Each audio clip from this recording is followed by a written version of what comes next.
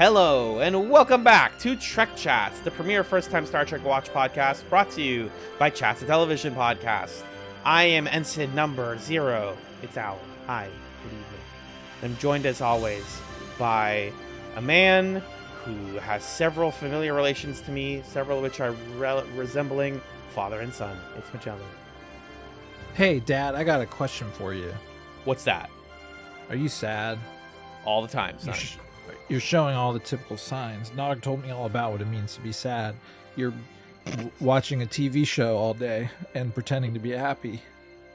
Cisco is a really nice father, but I'm imagining this like webcomic. I'm inventing a webcomic in my head where he's like, I'm gonna fucking wring that stupid Ferengi's neck. He just like one day is sick of Nog's shit. He's like, you're ruining my son. Are you fucking kidding? Quit making him so observant. Stop! I don't need him to be like that. I need him to be empathetic and miserable. It's TrekChatz time, baby. Welcome, Magellan. How are you? I'm doing well. Listen. Famously, I feel like I've talked about this on TrekChatz. In the past, I thrifted an amazing Star Trek t-shirt. It says, what happens on the holodeck stays on the holodeck. Hell yeah. And it's great. It's like an oversized t-shirt on me, so it's nice and, big and fun, and what a shirt that is. And a couple days ago, I thrifted another Star Trek t-shirt. It's like a bright green shirt, and on the front, it's got a drawing of Data with Spot. And on the shirt, it says Ode to Spot. And in the background behind Data and Spot, it has the text of Data's poem that he wrote about Spot. Oh.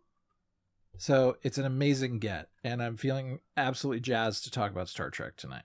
I'm glad. And for the spirit of Spot, who's still alive, who did not die, I think we're going to bring a freaking great show to the audience tonight. Yeah.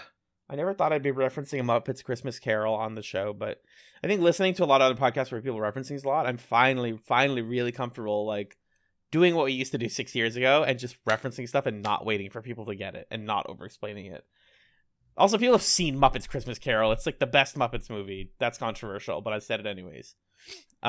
Anyways, I'm also doing well. I got the pleasure of seeing you recently, which was a delight earlier this week. The thing y'all don't understand about Magellan is he's very good looking, and draw your fan art, say what you will. He's also a great hugger. He wears good shirts. He has a cool girlfriend. He knows how to pick. He knows how to eat food. He can hold a conversation 2 to 3 hours a week for 10 years. What's not to love about this boy? I had a great time. I was really seriously like it brought a little bit of joy to my week in the middle of it to see you guys. Oh, that's very sweet. We had a wonderful time. It was a delight. That's the sincerity hour. Since this is a fairly sincere show, I want to get into things, though. I think it's time. Let's do it. So we're here talking about Deep Space Nine, the Star Trek series, second in our list of shows for TrekChatz. We've never watched it before. We are breaking it up into half seasons, as we've discussed previously, because it's denser than TNG was. And we've been told that once things really start to get amazing on the show, we're going to want to dig deep into every single episode. So that's why we did half of season 2 today. The first half, season 2, episodes 1 through 13.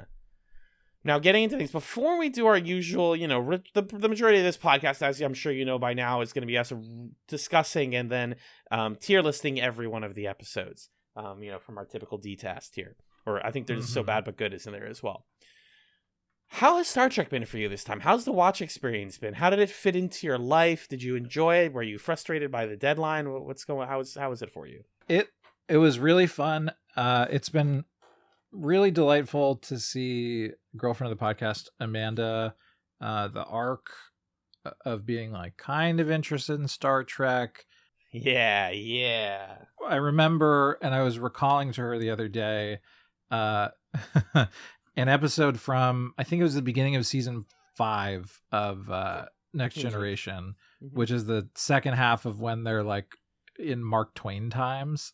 And I think I told this story on the podcast, but like all the Mark Twain time stuff is happening, and I kind of have to pause the episode, when the theme song kicks in to be like, okay, so they're in the past. There's Mark Twain, Connecticut Yankee, and King Arthur's Court, all this stuff, da da da da. And then she was kind of like, yeah, I don't really feel like watching anymore tonight. And so we didn't. Yeah. And to go from there to like watching an episode here and there, and then this time around we watched most of the season together, and she was the one who was like, nice, can we watch Star Trek tonight? Can we please? Oh, all I want to do is watch Star Trek. And I think that's the power not just of Star Trek but of Deep Space Nine, and Deep Space Nine like really getting into its groove. This just feels like a good show, and I got to watch a really good show that was easy to kind of fit into, like, okay, well, we're gonna watch an episode at your parents' house, or we're gonna watch an episode while we're falling asleep, or that kind of thing. I don't know, what was your experience this time? Well, it sounds like it fit in pretty nicely with how you guys do things, which is fantastic. And yeah. A consummate show for falling asleep to, for cooking to. I know you mentioned, I think in your notes somewhere, you were like, wow, the theme song is like perfect length for like doing a lot of like meal prep and stuff. Yeah. What I appreciate about it, like all these Netflix shows, streaming shows or whatever, they really want to get you in the seat and get you to stay in your seat for hours at a time. Okay, skip previously on, skip the opening title sequence. But I love these old shows that were kind of episodic in nature and were meant to be an event that you experienced. And Deep Space Nine is kind of like, okay, here's a taste of the episode, and then we're gonna give you about a 3-minute break. Do whatever you need to do. You gotta go wash a dish, do that. You gotta go take a poop, go ahead, that's fine. You gotta make yourself some popcorn, go for it. We're still gonna be over here, and once you've prepared your body and mind, the episode will begin. So yeah, I definitely enjoyed that. Sorry, yeah, no, it's all good. The theme is like perfect for, it's exactly the right length to like step away and maybe think about what happened in the intro, or check your phone for a bit, or just like do something else, and then it's like, okay, now I'm locked in, and now Star Trek time. I still do enjoy it, but it is the slowest Star Trek theme song and maybe TV theme song that I've seen. It's just like it just doesn't go anywhere. But I love the visual of it, as I said before, and the song is it's like emotionally in the right place. But no, I agree. This is like a just generally good series, and I don't ever feel like I'm dreading watching it. I also think 13 episodes felt just right for the amount of time that we had. I was like fairly busy these past couple weeks, but I didn't ever feel like, oh my god, I am cramming. It's just like, oh, there's a good amount of episodes ahead of me, but like they'll get done. I will watch all of them, and I was comfortably able to. I didn't have to watch that many at work. That's usually my sign that I'm like falling behind.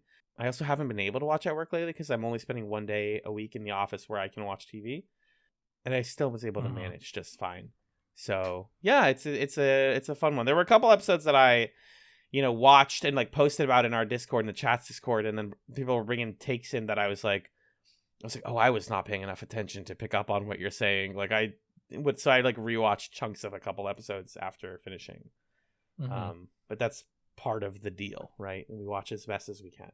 So yeah, I think overall thoughts on season 2 so far. I'll go first since I've been throwing to you. Consistently good, not consistently great, is how I feel. Okay. When it's great, I'm like, whoa. I'm surprised that this is great. It's always good though. There's actually one episode in here that I rated very, very low because I actively disliked what it was trying to say and do, and I felt like it failed on almost all accounts. But otherwise, those are really, really rare. We got one of those in season 1, maybe 2 of those.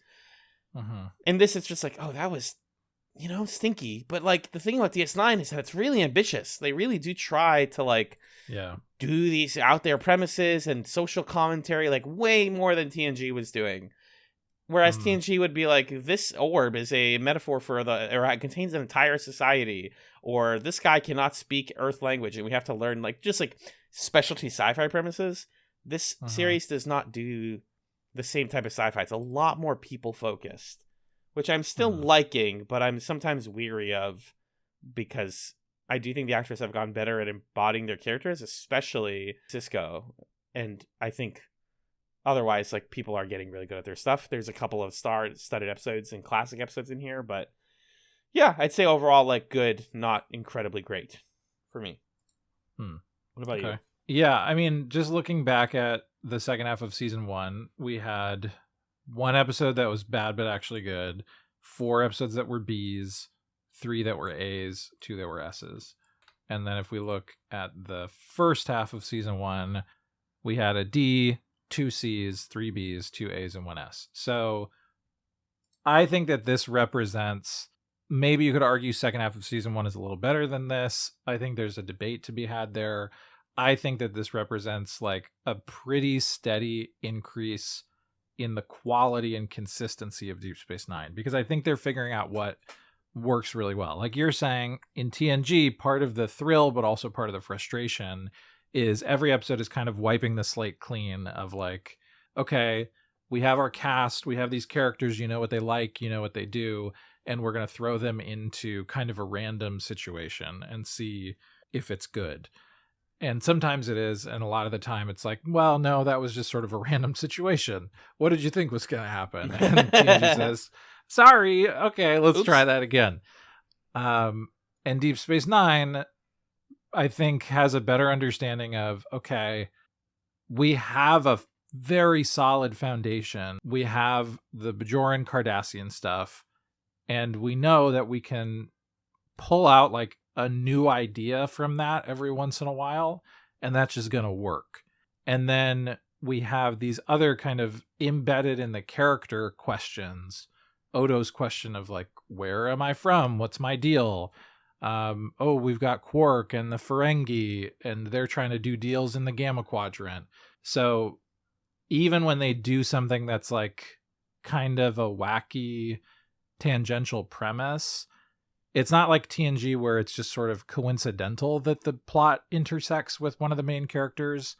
It feels much more deliberate. Mm-hmm. Yeah, and makes a lot more sense because you're always grounded in the place of Deep Space Nine. And for some reason that just works a lot better.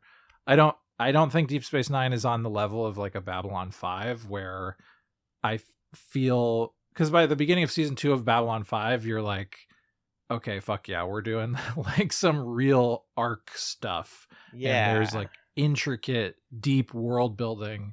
When people are talking about the Dominion and the Gamma Quadrant, I'm kind of like, okay, this is going to be another Star Trek bad guy thing that kind of matters, but kind of doesn't, is the vibe I'm getting. Yeah. So, you know, I don't necessarily have confidence that the world building is like as consequential as I want it to be, but I think the episodic storytelling is getting just a lot stronger because they have a more confidence in doing what they're doing and knowing what the show is good for and what doesn't work as well. Right. That's a very good point. This show at its base level has a great overarching story that it's going to keep dipping into with Bajoran Cardassian stuff, with whatever this Dominion thing is, that I'm like interested in, but they only just barely have nudged at it so far, to the point where it feels inconsequential still. Not the Bajoran Cardassian stuff, I'd say they've more than nudged at, but like the Dominion gets a single name drop in these 13 episodes. And you're like, we only know that it's important because we've like been told things about the series, right? But otherwise, it's subtle world building. And I think what I do like about the world building of DS9, besides all of those things, is that you need to care about the characters for when these big war things start to happen in the world of DS9. We need to really be comfortable with the history of the space station, which we learn a lot about in these episodes. And we need to care about every single faction and why they matter and how they intersect. Not just the Bajorans Cardassians, but also the Ferengi, but also the Federation, and also, you know, everybody else. So, and also the Klingons, right? So, like, all of this stuff has to matter now so that when big plot stuff happens later, we're, like, emotionally bought in. And I think they're doing an okay job of that. Good, not great. Yeah, I would agree with that. So let's get into it, huh? We have a 3-parter to start the season, which was pretty wild. Was not on my bingo card. I did not expect when we first sat down. I was like, all right, let's, you know, my girlfriend, I like, let's watch the beginning of the season, and then it's like to be continued. And we're like, okay, well, gotta watch the next one. And then it gets to the end of episode 2, to be continued. And I'm sitting there saying, I didn't know. I didn't know that it was a 3-parter. I know that it's 9 p.m., but let's knock out episode 3. Bold, and bold are the 3 parts of this, I would say. All drastically different. Do you feel like it earned 3 parts, though? Yeah. Yes. Oddly, Okay. I do think it did. I tend to be kind of down on like overly long multi-episode arcs, but I think it gets to a pretty interesting place. And it, I mean, the 3rd episode, it does have a lot of chaff in it. Yes. There's a lot of like, we're hiding in the ducts and we're doing a little action scene or whatever. So this could have been 2 parts, but regardless of that, like this story and the whole arc of Lee Nollis and what he means to Bajor and all these questions about like someone being a symbol and what do the Bajorans want for Bajor, like that's the stuff that thematically I want DS9 to be tackling. So I would rather have a mediocre 3rd part of this 3-parter than like a random episode about something else, Right. Yeah, so like the 3rd part is definitely the weakest of the 3, but I was still kind of like, well, this could be an A. It's like a B or an A, I think. Yeah, we're talking about the Homecoming 201, the Circle 202, and the Siege 203. And I think we can talk about these holistically and then rank them individually. Yeah, but that sounds good. Our overarching plot here: Kira rescues a Bajoran resistance hero from a Cardassian labor camp. An extremist group called the Circle calls for all non-Bajorans to leave Bajor. So we learn about Lee Nollis, and then in the Circle, Sisko and Odo work to reveal the real force behind the Circle's coup, which, in a moment of almost real-life parallels, are actually being funded by the Cardassians, who are looking to escalate some conflict. And then part 3, Sisko tries to prevent the Circle from taking DS9. Kira and Dax take proof that the Cardassians are the real force arming the Circle to the Bajoran government. They do this successfully, I believe, right? Are they able to bring that to Bajor? No, are Kira and Dax able to bring it to the Bajorans? Yes. Yeah. Okay. They're able to cut this off. Yeah. For me, most of episode 3 was like the stuff of them in the ship, like good Kira Dax development. And then like the great stuff like evacuating DS9, loved all that. But I want to talk about the Homecoming first. So, like I said, we meet Lee Nollis, Chatzums alum, Lee Nollis. I was like, is that fucking Ben Horn in the background? Is he about to be a character? And yeah, he is. Richard Beimer, Ben Horn from Twin Peaks and Twin Peaks: The Return. Yeah. Who looks, it's, you had that thing you said in season 1, like everybody's hotter with the with the Bajoran nose ridge. It's still even true. Hot people, even beautiful Richard Beimer, who in Twin Peaks I was like, this guy's a handsome man. Looks real hot with that Bajoran nose. I don't know what it is. It's wild. I don't know what it is. I don't know what it is. It's a superpower, I think. Yeah. There's some good military metaphor stuff with the Bajorans and the Cardassians. We've talked before about the idea of like what real life conflict do they map to? Because this is 1993. And so like the state of places like Israel and Palestine is a little different, but not unfortunately as different as we'd like as it is today. Less active conflict than today, but definitely still conflict.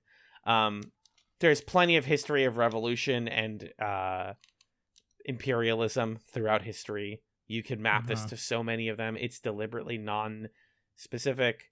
But this idea of an extremist group being funded by the bad guys like feels ripped from the headlines. When people say that DS9 is political, it's not that they're going to say like, all cops are bastards. But instead they're going to be like, hey, did you ever notice that cops tend to not really accomplish much in their work? And you're like, uh-oh. So they kind of like say the thing they want to say without being too controversial with it. That's how I feel generally about the Bajoran Cardassian stuff. Yeah, I mean, I think it's so fascinating and like good on Star Trek for being the show that in TOS and TNG is essentially the colonizer show. It's about, Right. these ships of people going and exploring and bringing civilization to new species or whatever. And Deep Space Nine is the decolonization show in a lot of ways. Like the Cardassian Bajoran conflict in the early to mid 90s, I think reads as Star Trek trying to reckon with like these global themes of decolonization in Africa, in the Middle East, in Central America. How do those events and themes come into our sci-fi world? And they're not necessarily bold enough to make the Federation the colonizers. It has to be, these thick-necked boys, the Cardassians. Mm-hmm. But still, yeah, like you're saying, the Homecoming and the three-parter that it kicks off is super interested in like the kind of political theory of power and power vacuums and Bajor for Bajorans and also the ability of colonizers to then like recolonize through different means, whether those means be economic or military, or they're using kind of like spy means or whatever. So a very, I think, nuanced, poignant, and challenging set of questions and things to chew on from this three-parter for sure. Mm-hmm. Yeah, it's dense. Like I struggle to do like a beat for beat on these because like quite dense. We also have Minister Jaro, played wildly good by Frank Langella. Did not expect Frank Langella. The double cameo in this one was wild. And like this is a Bajoran society that is still reeling from the death of the Kai last season, or from that whole the Kai situation last season. Yes. So there's religious unrest, which means that the Bajorans feel like they have sort of political liberty, or like they have validity to their claims to retake Bajor. And it unfortunately, in my mind, it starts to lean into this like, well, both sides have evil people in them. Like they talk about the Circle as like, well, there's Bajoran. These are like Bajoran terrorists. Like we can't side with them, which to me echoes, obviously the way we talk about this in real life, and also the faction that the person who Kira is supposed to be. What is her name? The woman from the provisional government?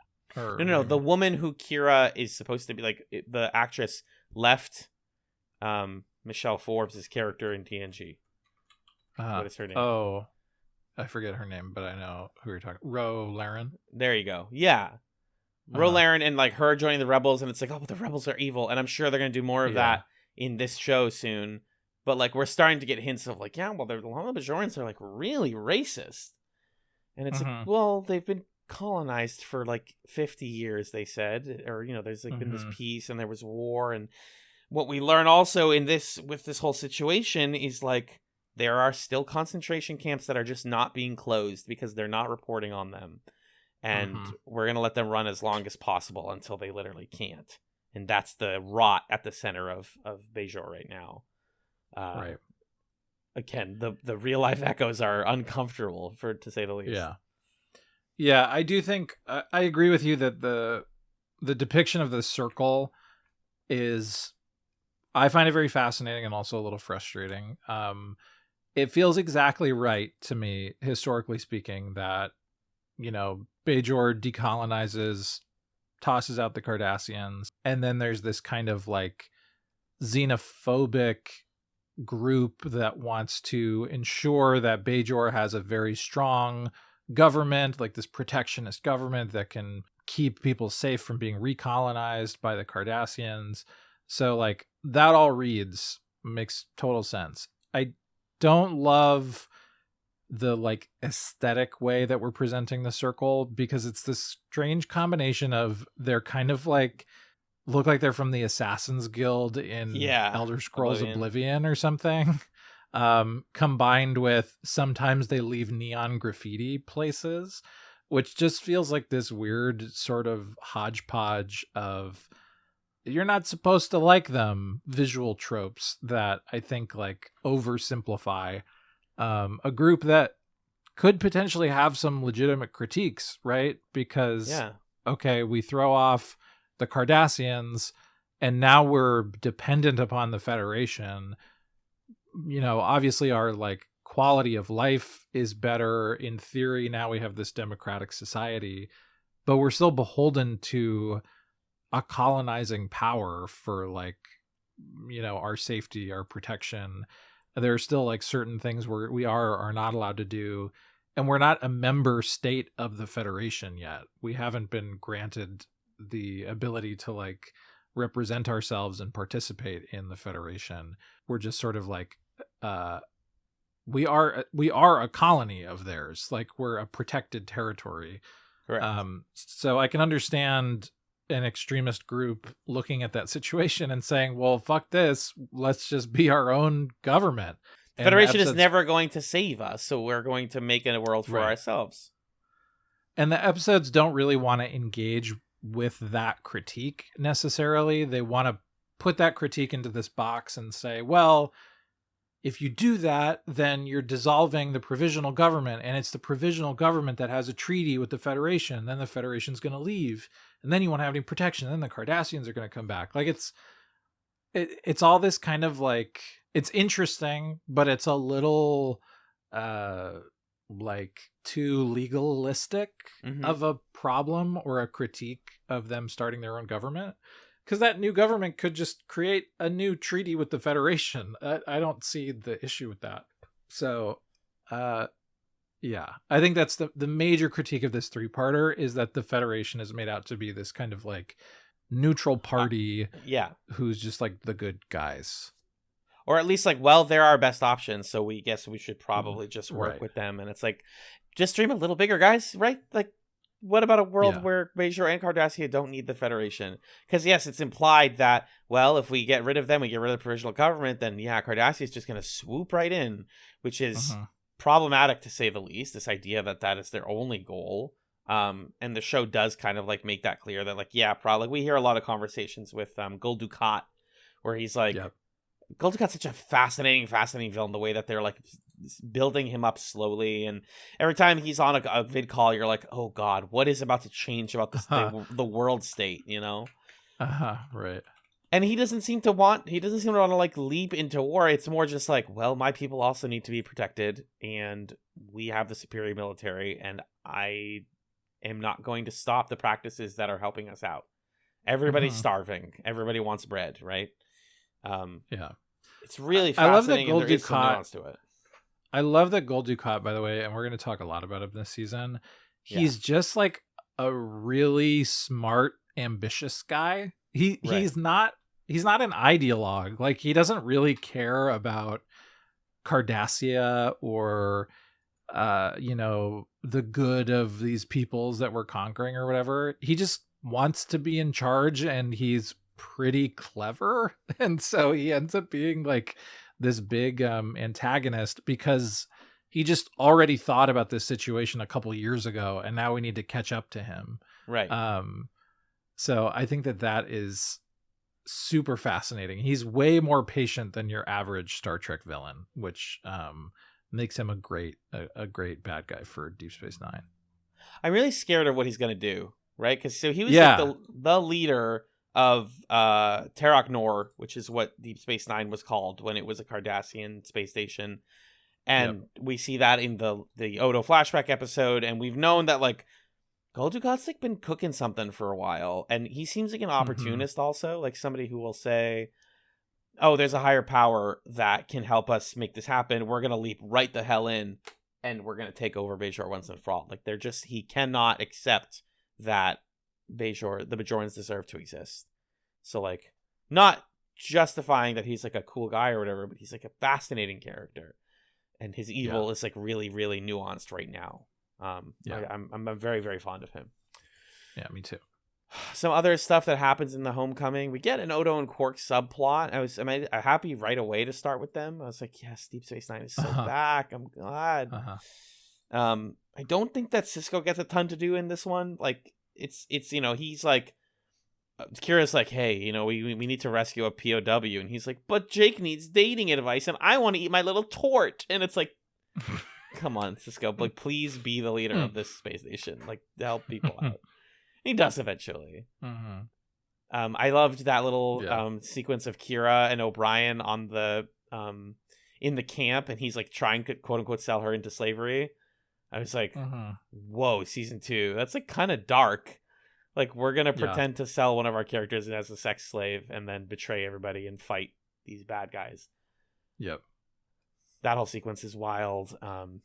Langel's character doesn't get a ton in this one. He's just kind of introduced, and then there's some Quark stuff. He doesn't want to split profits with his brother.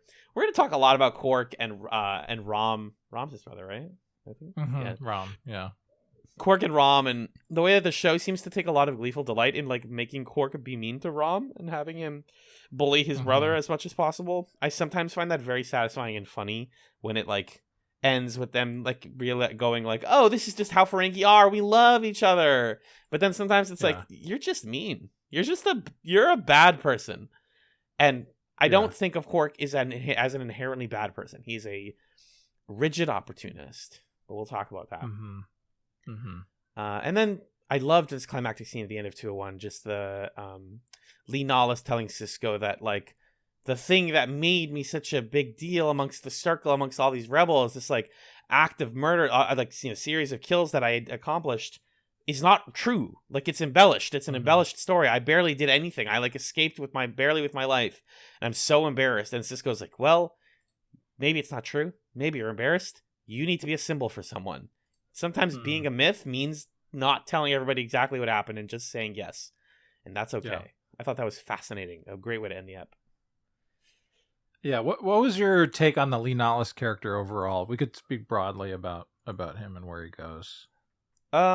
I struggled to get a read on his like goals, other than just like being a leader of the of this resistance cell.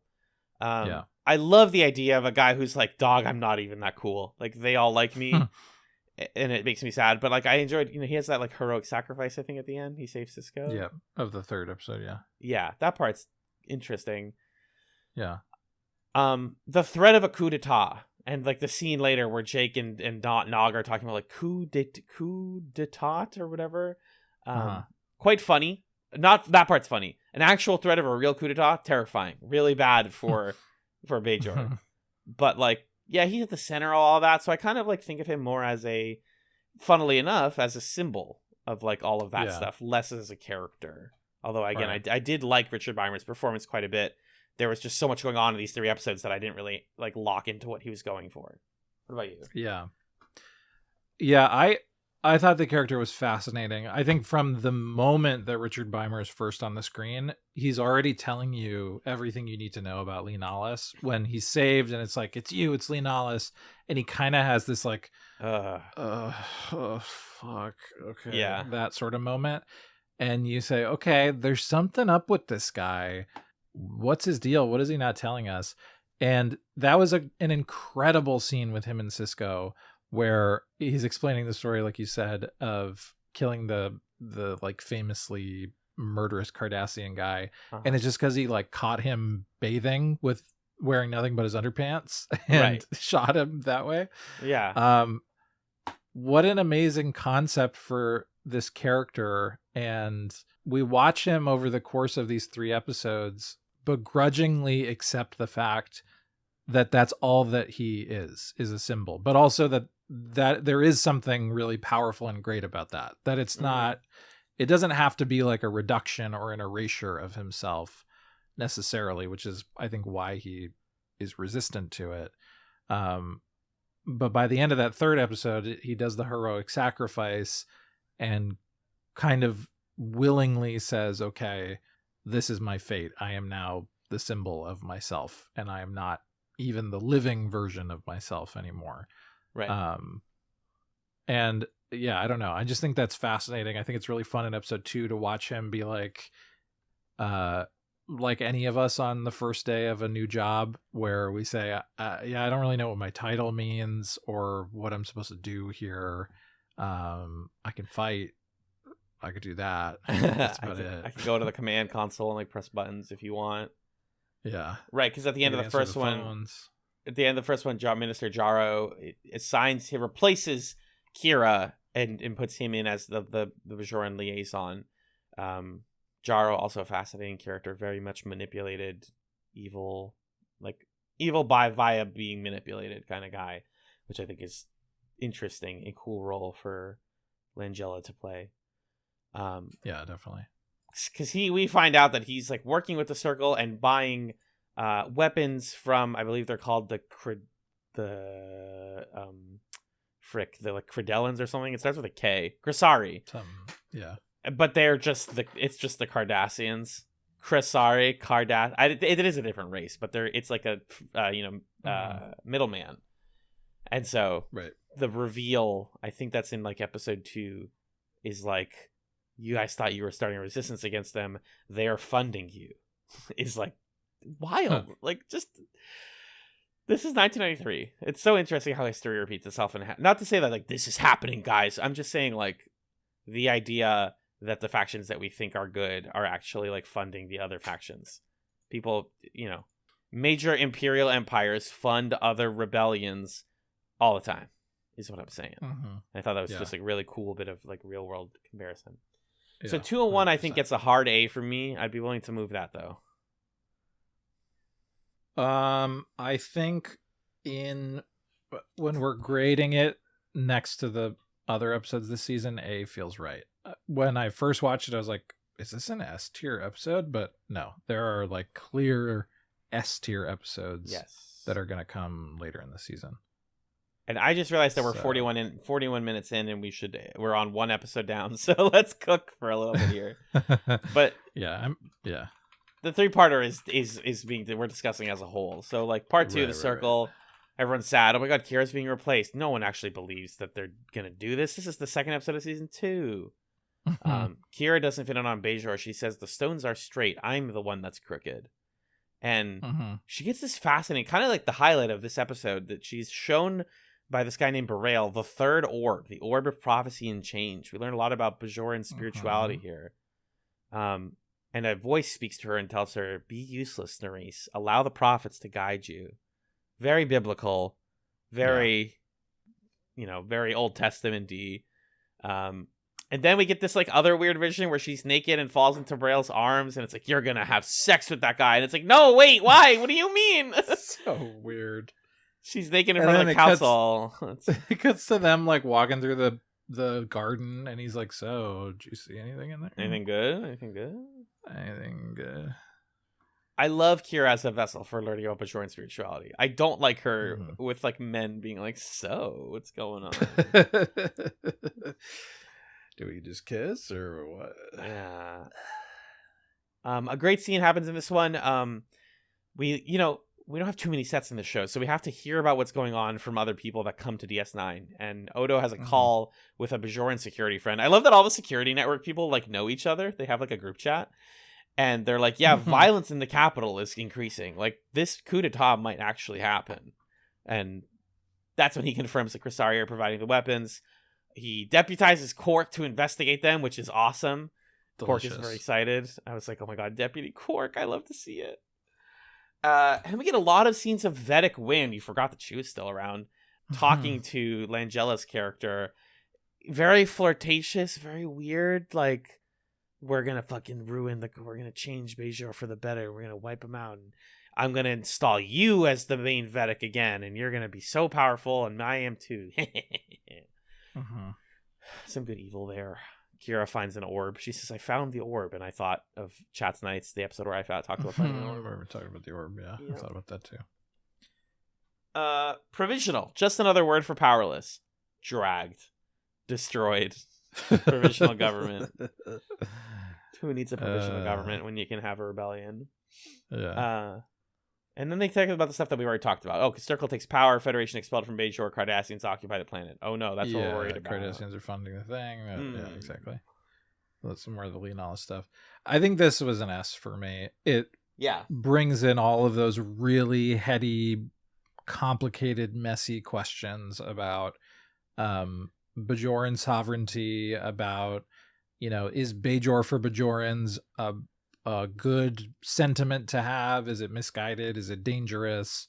I think this episode's asking a lot of really important questions, and it's a clear S in my mind. Yeah, it synthesizes everything I like about this. The best part for me, Cisco has a call with a Starfleet officer named Chakotay, not Chakotay, like the guy that we're going to see in Voyager. Okay, that was a different name. Got yes, it. I have a feeling they might have just pulled from the same bucket of names when they made that guy. But he calls this guy, and this is so good. This is so good, y'all. Starfleet is like, this is it's now a Prime Directive issue. We can no longer interfere. I yelled at the screen. Me too, like, bro. Fuck you. Don't Prime Directive this shit. Not now. Now, as soon as it matters, we can't actually let this war get worse. We're stepping out. Good luck. Are you kidding? Oh my god, I was so that's where I was like S tier for sure. No question. That was delicious. Oh boy. So then we get into 203, The Siege. This one is a little bit quieter. This is why I was like, is this necessary? We're not like learning about the conflict, but like stuff is happening. We're de-escalating now. But how do we evacuate the stations? Anybody who's not Bajoran is not going to be safe on DS9. This sucks. That beautiful scene where Jake and Nog are talking and they're like, are you going off on the same ship? No, you're not. Okay, well, I'm going here. Oh, I'm going here. Are we never going to see each other again? Fuck. I feel bad. I feel so beautiful. It's just like, oh my god, the Bajorans are doing all of this. Like, this is, you forget that DS9 is not just like this is like important for the show to emphasize that it's not a Starfleet ship. It's a station that can be occupied and reoccupied and unoccupied all the time. This can just happen. And it puts things into an interesting kind of flux that TNG really was not able to do. Yeah. You get like Keiko and O'Brien explaining to their daughter why they have to leave. That's heartbreaking. Oh.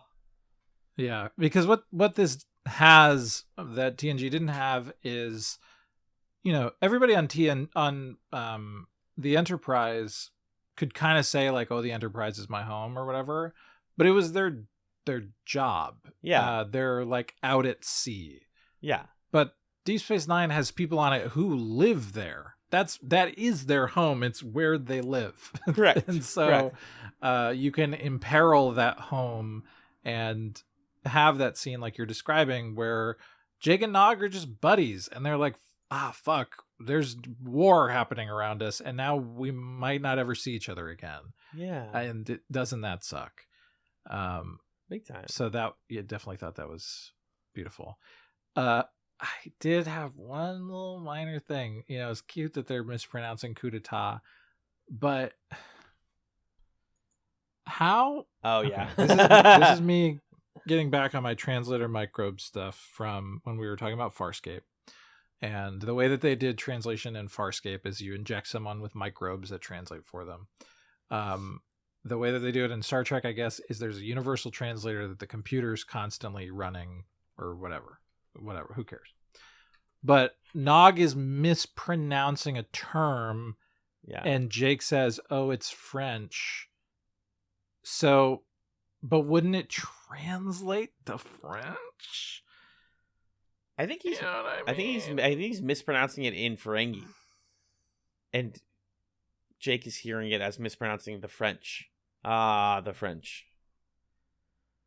But why would he be mispronouncing it in Ferengi if it's translating it to a concept that he understands with his Ferengi brain? Maybe because it's just smart enough that it knows that you're not saying it right in your language, and so it's translating a misunderstanding. It's a complicated bit of technology. Yeah, I don't know. I don't have a good answer for you other than that's fine. Yeah, I've just thrown it out there into the ether. I appreciate that. Lots of hanging out in this one. Bashir and Quark hang out. Kira and Dax disguise themselves as ministers, like in Kira's vision. Yeah, I did feel like we were dragging out a great plot for a little longer than they needed to, though. That's how I felt. Yeah, we're doing some like Hogan's Heroes stuff with like, they're in the rafters somewhere, and the Bajoran general guy is like, I know exactly what Cisco's doing, but they catch him anyway, and then the general learns what's going on, whatever, all that stuff. I'm not actually Colonel Klink. I'm just assuming his form. Did you know Hogan had tunnels all over your camp? Good Simpsons reference. Thank you. And then we have Leonalis' heroic sacrifice. We confront Jaros and say what's going on. He basically like tries to demean Kira in the face of his being exposed in a really cool scene that just shows how like evil he is. And then we end with Sisko and O'Brien having this little talk, and O'Brien was like, hey, Leonalis wasn't that good of a fighter. Like, what's up with that? And Sisko says, dude, shut up. Come on. Shut up. Let them remember him. This one. So pretty good. Yeah, I think it's not perfectly sticking the landing here just because they could have done all this in like 20 minutes and they had to add some stuff to make it a whole episode. But still pretty good. I think it's a B. I'll go B. Yeah, I'll go B on this. Can we A do originally? stray notes on the 3-parter and then take a break? Yeah, absolutely. Okay. Do you have stray notes? I pretty much mentioned most of them. Sisko wrote Jake a letter. I wasn't a fan of him. Like, I thought, well, did I don't know. Now I don't remember. My note just says Sisko wrote Jake a letter, and then I drew a sad face. Was I sad? I don't remember. Okay. What the letter was. This is why I don't usually do my stray notes, is because they're just like instant, like spur of the moment thought, and they're not useful. I usually say all the good notes, like provisional, just another word for powerless. That's great. I want to see more orbs. I want to see more Bajoran orbs for sure. What about you? I have a bunch. Jake is talking about how he's going to go on this date with this like Bajoran girl. There's a lot of talk of Jake's dating life being pretty active. How old is Jake? Don't see. I don't know. I thought he was like, I don't know, 14 or something. It's hard to tell. Maybe he's supposed to be older than that, but it's strange. Okay. But he's like, sorry. Yeah, what? Yeah, no, I want to know. In the season 2 episode that we're going to get to, Jake's age is stated as 15, which puts him at 20 15. By the end of the series. So he's a 15-year-old right now. Okay. So he's like, I'm going to go out on a date with this Bajoran girl. We're going to go to the holosuite. And Sisko's like, whoa, you're too young to go to a holosuite with a girl. Is that interesting? Which just made me realize that when, pretty soon there's going to be a generation of parents who are having to reckon with their kids, not only, what our parents had to deal with and what parents have been having to deal with of like unrestricted access to the internet, but like unrestricted access to VR spaces and time with each other. And it's like, that's going to be weird to be a parent during that time. So it just made me think about that. Leonalis earring. I wrote, O'Brien's disguise. I felt like I saw his blazer at a thrift store in Fort Greene a couple weeks ago. 100%. When we were watching, Amanda said that O'Brien was a little bit too down with this like suicide mission to save Leonalis when he's got a wife and a kid at home. It's like, why are you the one who's going to do this? Why are you so down for this? Why is that so easy for you? Yeah. Well, remember in season 1, sorry, I'm going to be nerdy for a sec. Remember that episode where the other like alien is like, hey, do you want to like go away and go on adventures with me? And he's like, I actually really do. I'm torn between my wife and family and my like desire for adventure and heroism. It's like, this has been seeded previously. That's true. He does have that sort of wanderlust. Yeah. Characteristic of many Starfleet sailors. Let's see, what else? I still hate Gold Press Latinum. I still hate it. We're still saying it. That's fine. Gold Press Latinum, Gold Press. Oh, so many bars of Gold Press Latinum. Just say Latinum. Gold Press Latinum. Sisko at one point says to Kira, what you did today, Major, was declare war on Cardassia. Thankfully, they declined the invitation. I love when Sisko like scolds people for being nasty. So good. This is why they gotta let him, like, not let him. I like it when he acts out more. He's like a little too low. I want him yelling. I want him passionate. Yeah, me too. Some great Leonalis lines. I'll tell you what's overwhelming. It's knowing that something I've waited for my whole life has finally happened. Oh. Oof. Lee. Commander, I'm going to tell you a story, and you may even believe it. I'll never forget the look on his face when he died. He was so embarrassed. Oh, yeah. When he kills the guy? Yeah. Yeah. And then he says at the end, but it's all based on a lie. And Sisko says, no, it's based on a legend. Rayman Legends. Oh. He's given the title of Navark or whatever it is. And he says, how is a Navark supposed to fit into this command structure? Good question. Very funny. One of my favorite things from episode 2, by the way, is when Kira's like packing her bags, saying, okay, well, I was replaced by this guy. I gotta go to my next assignment. And Odo storms into her room and gives her the talk of basically, what the fuck are you doing? I respect the hell out of you, and I'm not gonna let you just leave this job. Don't you know I love you? Yeah, my secret favorite thing of season 2 is they're like, okay, normal brain is Odo Quark, galaxy brain is Odo Kira being friends and having conversations with each other. They're so good. I agree. Yeah, they're great. And we'll talk about it later, but they get some backstory. To build out what you said about the being useless thing, Kira's talking to the priest guy, who she has sex dreams about.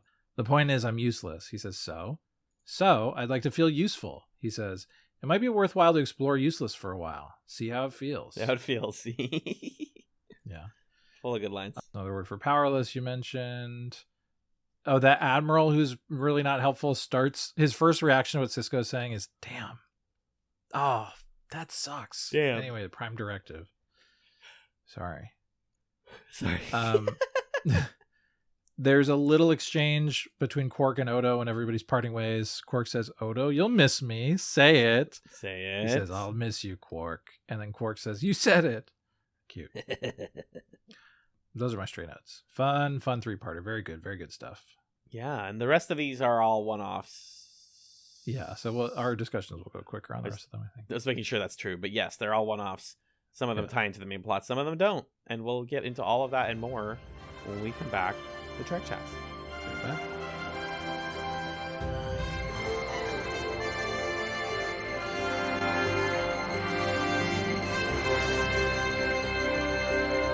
Welcome back to TrekChatz.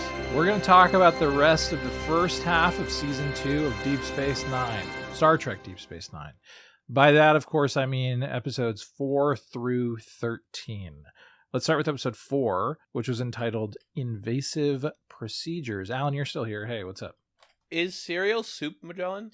Oh, golly gee. I think I've had this conversation at work once, and I'm inclined to think that soup is, if anything, a chowder. Whoa. Not an answer I expected. Soup is anything, it's a chowder. Because here's the thing, right? Okay. Yeah. Soup, not soup. Cereal. Soup is not a chowder. Chowder is a soup, I guess. Cereal is a chowder. Soup is not a chowder. Chowder, to me, there's a sort of a bisque or a sort of a stock or whatever, and then there's like a mono ingredient, you know? And there's maybe some other like little small ingredients, but it's defined by like, kaboom, here's this sort of big central ingredient, clam chowder. You got clams in there. One more time with the sound effect of that dropping in. Boom, vine, boom. Yeah.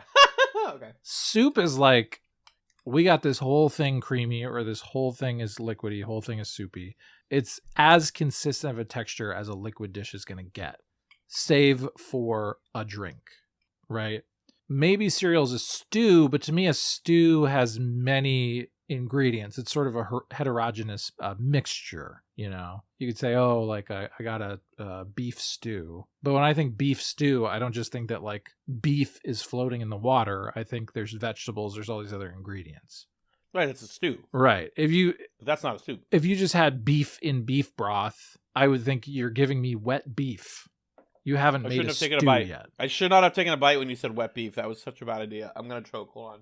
So cereal, I think because it's the cereal in the liquid, that's a chowder to me. That's a chowder to me. We'd have to see how it's categorized on the replicator. Oh, absolutely. It's interesting to me that, for me, that question is like not hard. I'm like, no, it's not. Because no one says that. And it's like, Do I have a rigid adherence to ontology, or do I have a low ability to commit to the bit? Or am I committing too hard to the bit? What's going on? Well, I think there is a relevant or a defensible position that like words mean what they're used to mean. And so we can have these kind of like hypothetical conversations about, oh, well, technically by the dictionary definition, a cereal is a soup hot dog. or whatever. But if you said, hey, pass me that bowl of soup and it had cereal in it, nobody would do that. They would say this is not soup. Correct, because we don't use that word that way. So, kind of a bit of a wet blanket thing to say, but the linguists are going to side with you on that one, I think. Right. I believe that language is a social construct. And this is the conversation that O'Brien and Bashir have off screen in one of these episodes. If that wasn't clear, that's the bit that we were doing intentionally. And it definitely wasn't me subtly asking Magellan to vamp while I eat cereal, which I didn't get to eat during the break. So thank you for picking up on that. You're welcome. Was this enough of a Dax episode for you? Technically, yes. It's kind of like I got Monkey Pod. They don't. Yes, this is... They don't do a ton of Dax in this show, do they? This is a Dax episode in the way that cereal is soup. Where you're like... yeah, I mean... Technically, it's about Dax. It's about the symbiont, but like, it's not about Dax. Yeah, it's not really about Jadzia Dax, right? Correct. It's about Dax the symbiont. Yeah. Being put into someone else. So, what goes on here is the desperate Trill tries to steal the symbiont. He comes onto the ship with a bunch of people. I think one of them is like a guy who will be the Tim Russ, who's going to be on Voyager. Cool. And then, yeah, just like people are in this episode, and you're like, oh wait, that's that guy and that lady. Yeah. And he wants the symbiont because he never got one because he got rejected from whatever arcane process the Trill do to choose a human to match a body to match the symbiont. And he's depressed about that, and he doesn't feel like he fits into society. And he's like, you know what? Well, Dax has one. Jadzia Dax is a successful merging. I'm gonna snag that. I'm gonna like hold this ship hostage until they give me it. And he does, and the plan works, and they successfully put it into him, and it merges with him, and then we get a really interesting bit of morality play here as Cisco is like, well, you are now technically at least 50% my friend. That's problematic. I've known you for a really long time, but it was already problematic and complicated when the Trill was inside of a woman that I did not know. And so I've already dealt with this before. I don't think it's okay that you have this because you took it by unsavory means.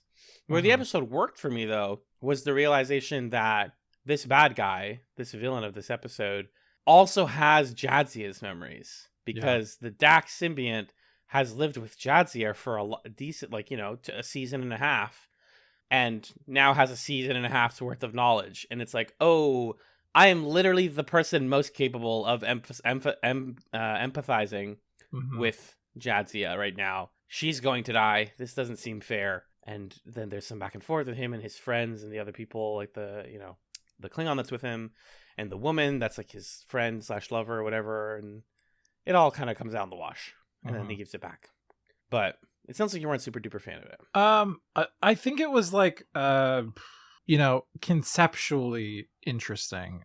For me, obviously the aspects of Jadzia Dax's character and the themes we can explore with her that are most interesting are the ways that Jadzia has a trans experience, or Jadzia Dax has a trans experience. That's what's engaging and intriguing to me. And sometimes the sci-fi enables us to explore those themes, and sometimes it doesn't. And in this case, I think this is all the stuff about Dax that doesn't really feel like a trans story per se.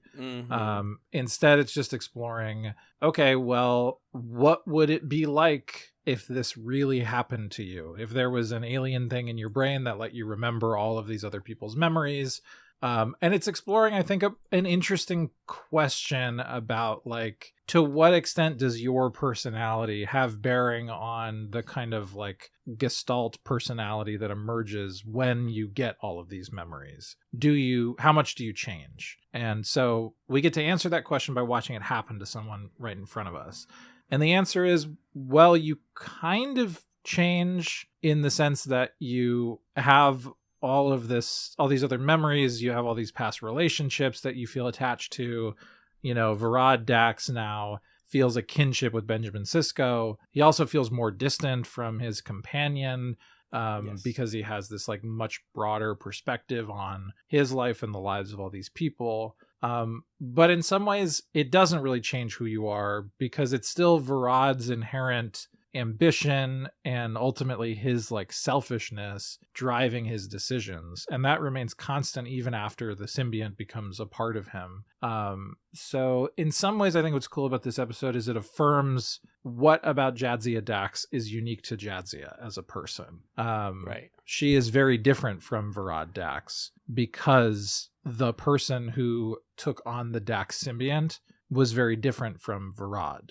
And that's intriguing and cool. And there are these moments of like, well, what would it feel like if you had a symbiont in you and then it went away? And that was all interesting from like kind of a heady sci-fi perspective. But yeah, it's not the kind of Jadzia Dax stories that I'm hoping for them to be like, all right, so we're going to sort of put her in the fridge for 30 minutes and explore what it would be like if this man had all of her memories. Oh, no.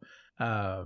Yeah. It loses the thing that we like the most about her, which is Jadzia. Yeah. Or it loses about the Dax conglomerate, the holistic thing that is Dax, as we know them. Yeah, there is kind of this cool, interesting character study of the sort of like white male mediocrity thing, where Varad is like, they reduce my entire life to a single word, unsuitable. They condemn me to a life of mediocrity. I'm not going to spend the rest of my life dreaming about what I could have been, what I should have been. I deserve more. So it is this very close-up study of someone who just was raised to believe or convinced himself that he was entitled to something that he's seeing somebody else have. And so in a way, there is kind of like a adjacent to queerness story here of like the people who try to lash out against widening equality or egalitarianism by trying to reclaim like, well, but I had these advantages, or I had this expectation that I was going to be in this position of power. I'm not receiving that, and now I'm feeling disenfranchised, and I'm going to forcibly like take your power out of you so that I can have it.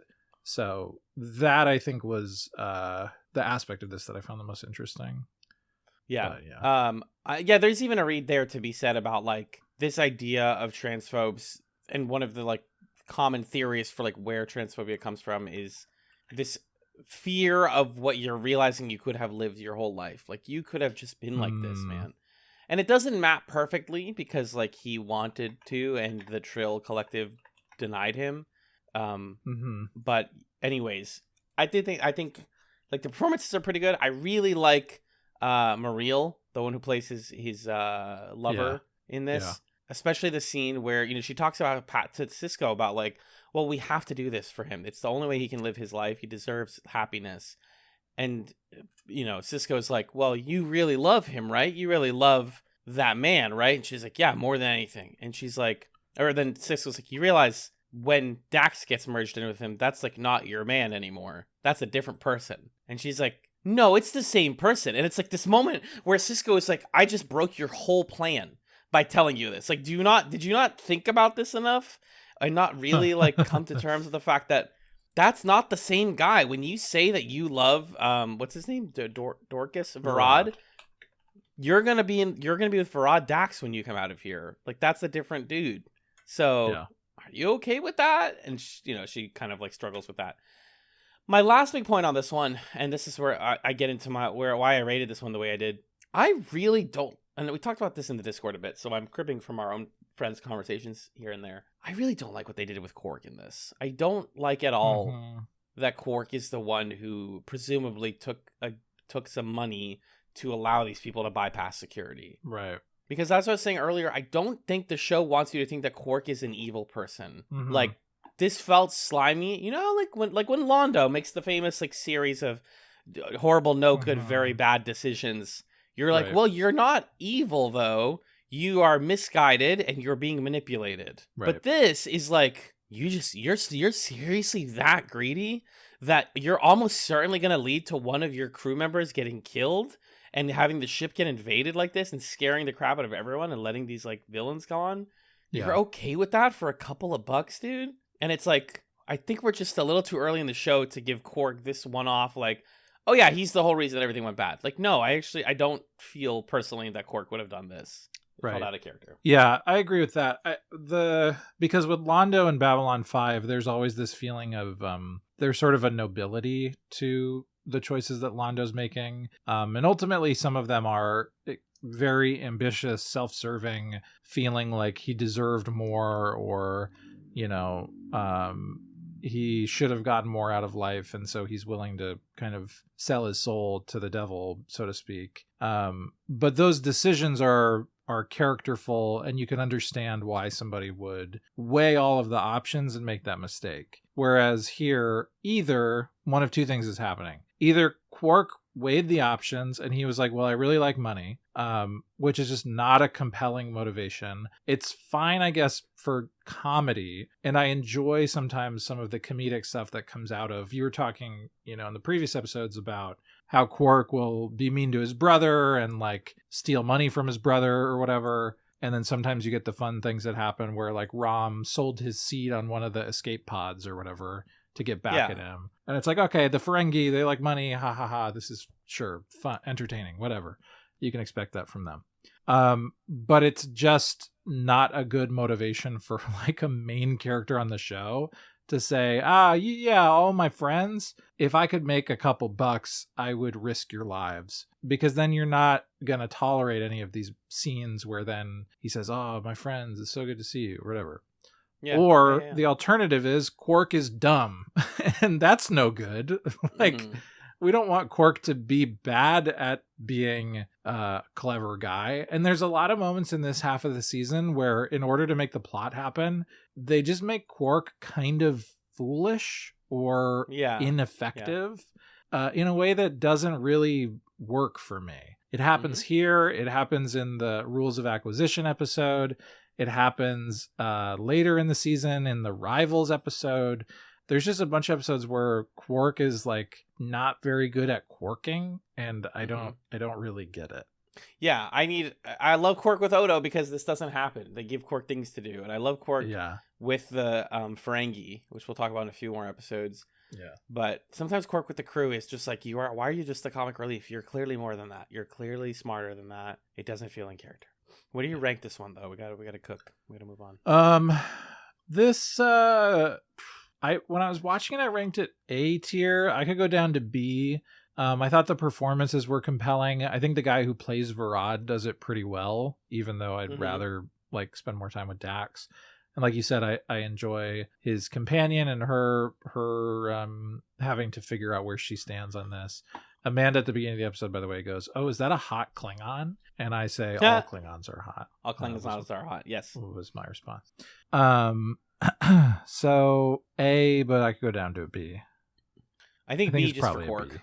Yeah, I think that's fair. B for Quark. B for Bork. Bork.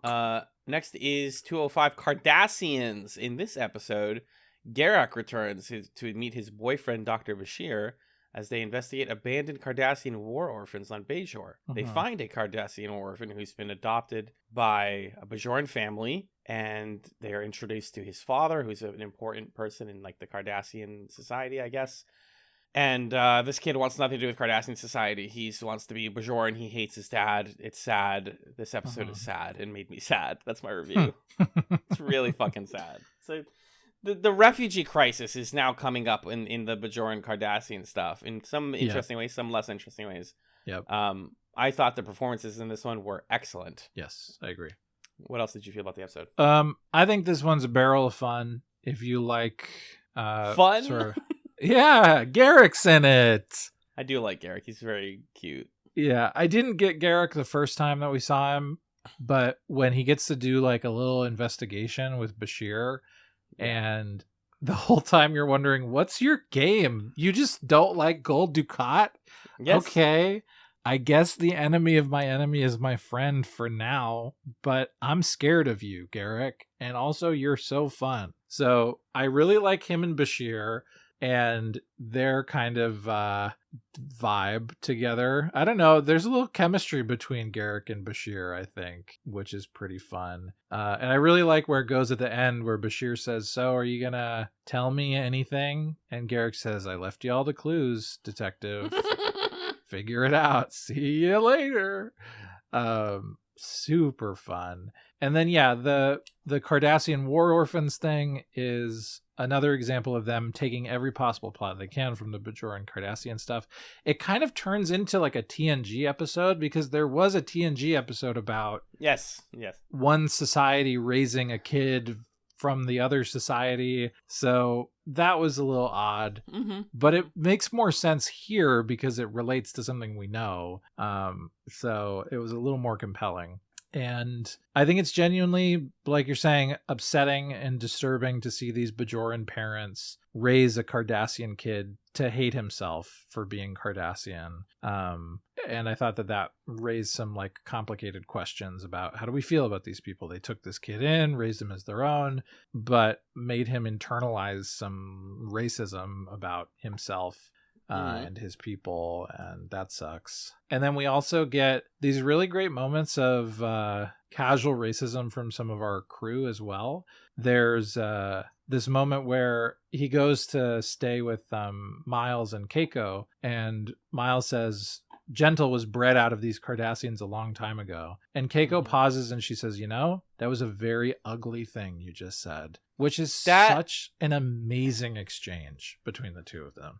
That's one of my favorite lines of this season. The realness of that. Yeah. Like, I mean, I don't mean this to say that you are in any way a big image on, but that felt like a conversation I've like heard you and Amanda have, where it's like, pause. The thing you just said is really is uncool.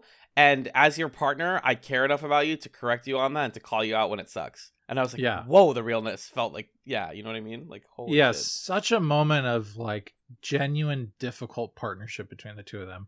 Miles goes to justify himself. He says, Keiko says, I don't need to hear it twice. And you know what Miles does? He fixes his heart and he is better about it from that point forward in the episode, which is awesome. Because you can understand why Miles has developed that racism. He was at war with the Cardassians. He was kind of ensconced in this military culture that was all about getting him to feel those feelings. And he's held on to them and hasn't unlearned them as much as he probably should have. And he does a little bit of that here in this episode. And then we immediately follow the scene with a scene where Keiko has prepared dinner and she has her own little racism moment because she's like, look, I prepared you some food from your world. And she serves like a Cardassian dish that this kid has never eaten before in his life because he doesn't feel like he's from Cardassia and he wasn't raised that way.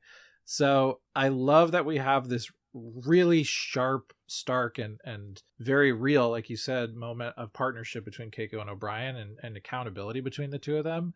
And then you immediately follow that up with this kind of like microaggression of Keiko being like, well, you're a Cardassian, you must love Rugal. You probably like this.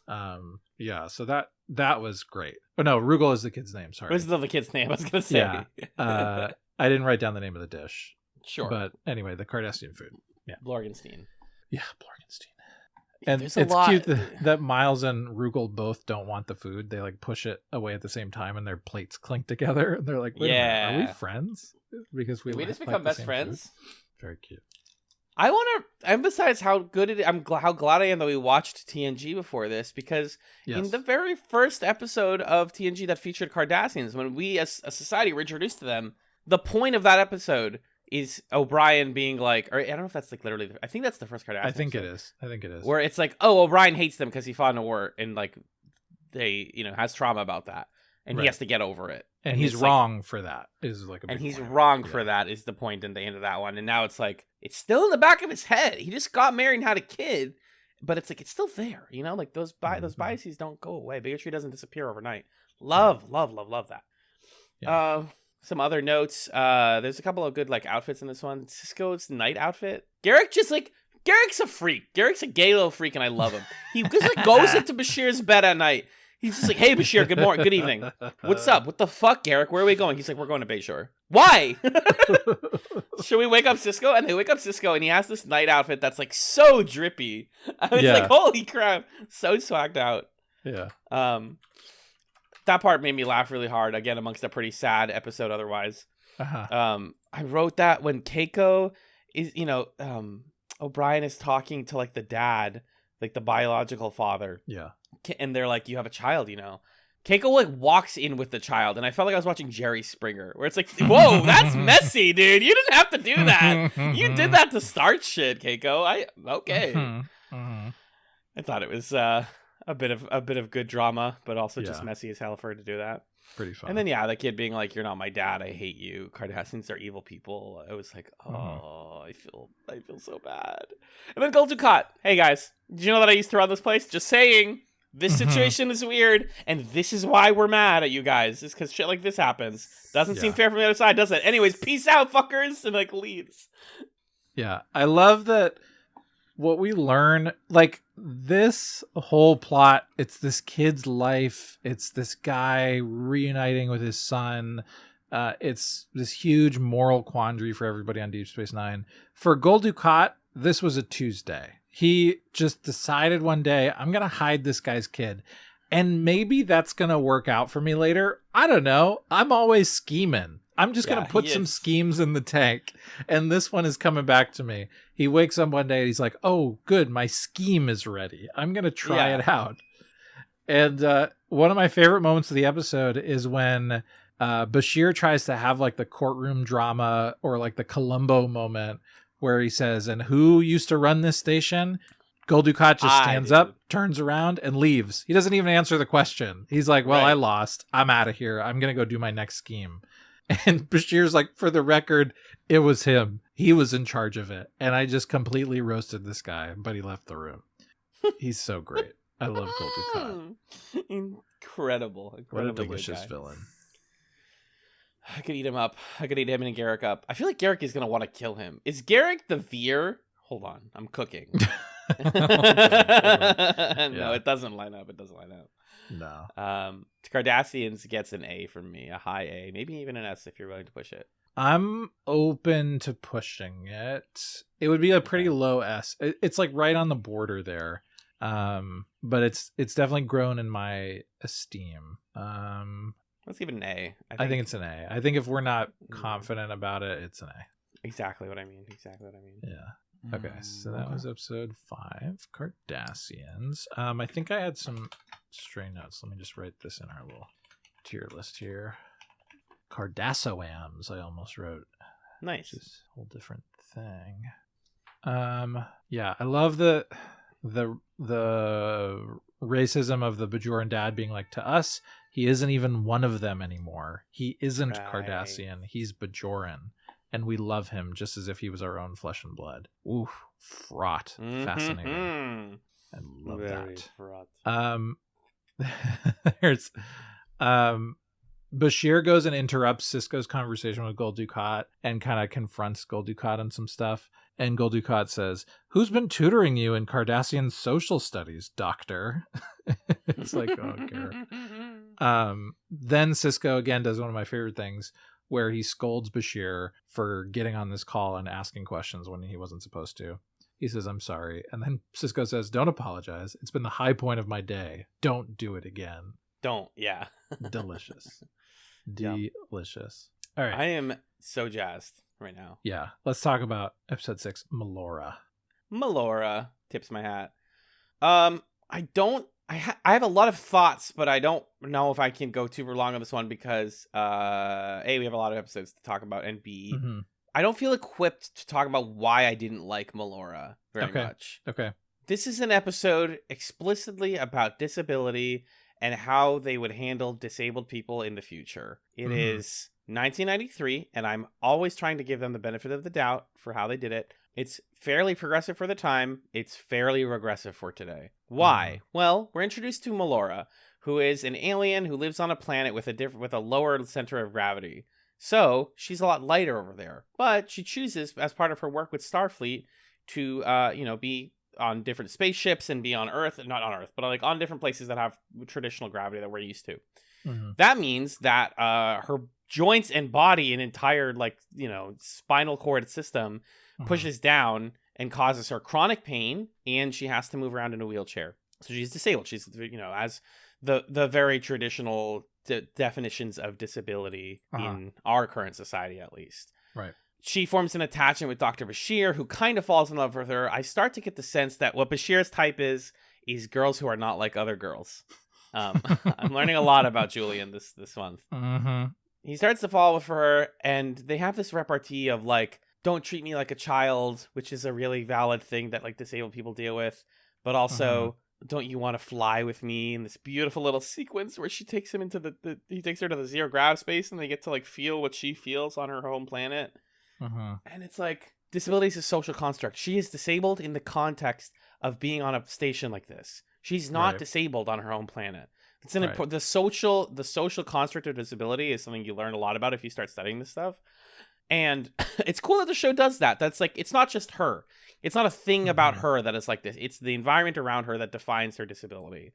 The rest of the episode, like, I don't even have much notes about everything else. But where it really unsold me was this conclusion at the end that she's like, well, I do like being cared for and like being doted on. So like, I'm okay dealing with this disability in the rest of my time with you guys. Yeah. We just kind of end on that. How did you feel? Yeah, I think I was a little more positive on it than it sounds like you were, but it definitely is. It feels to me a lot like that TNG episode where Riker falls in love with that person from the planet where they don't have gender. Yes. And then that person decides, like, I want to be a woman in a heterosexual relationship with you, William T. Riker. And it's like, no, are you sure that this is what you want to do? I don't think so. I'm girl moding.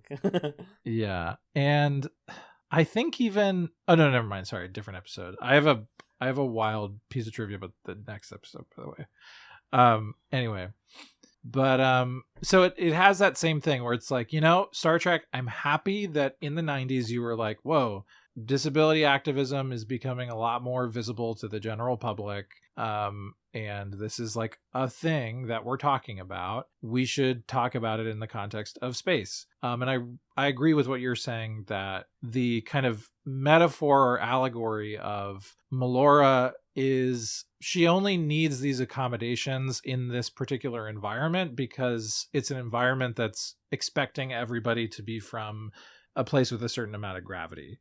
And she's not from a planet like that. So this, Starfleet is not building its vessels with everybody's ability to access it in mind. She makes a comment that's really funny and pointed when she falls over in one of the storage rooms.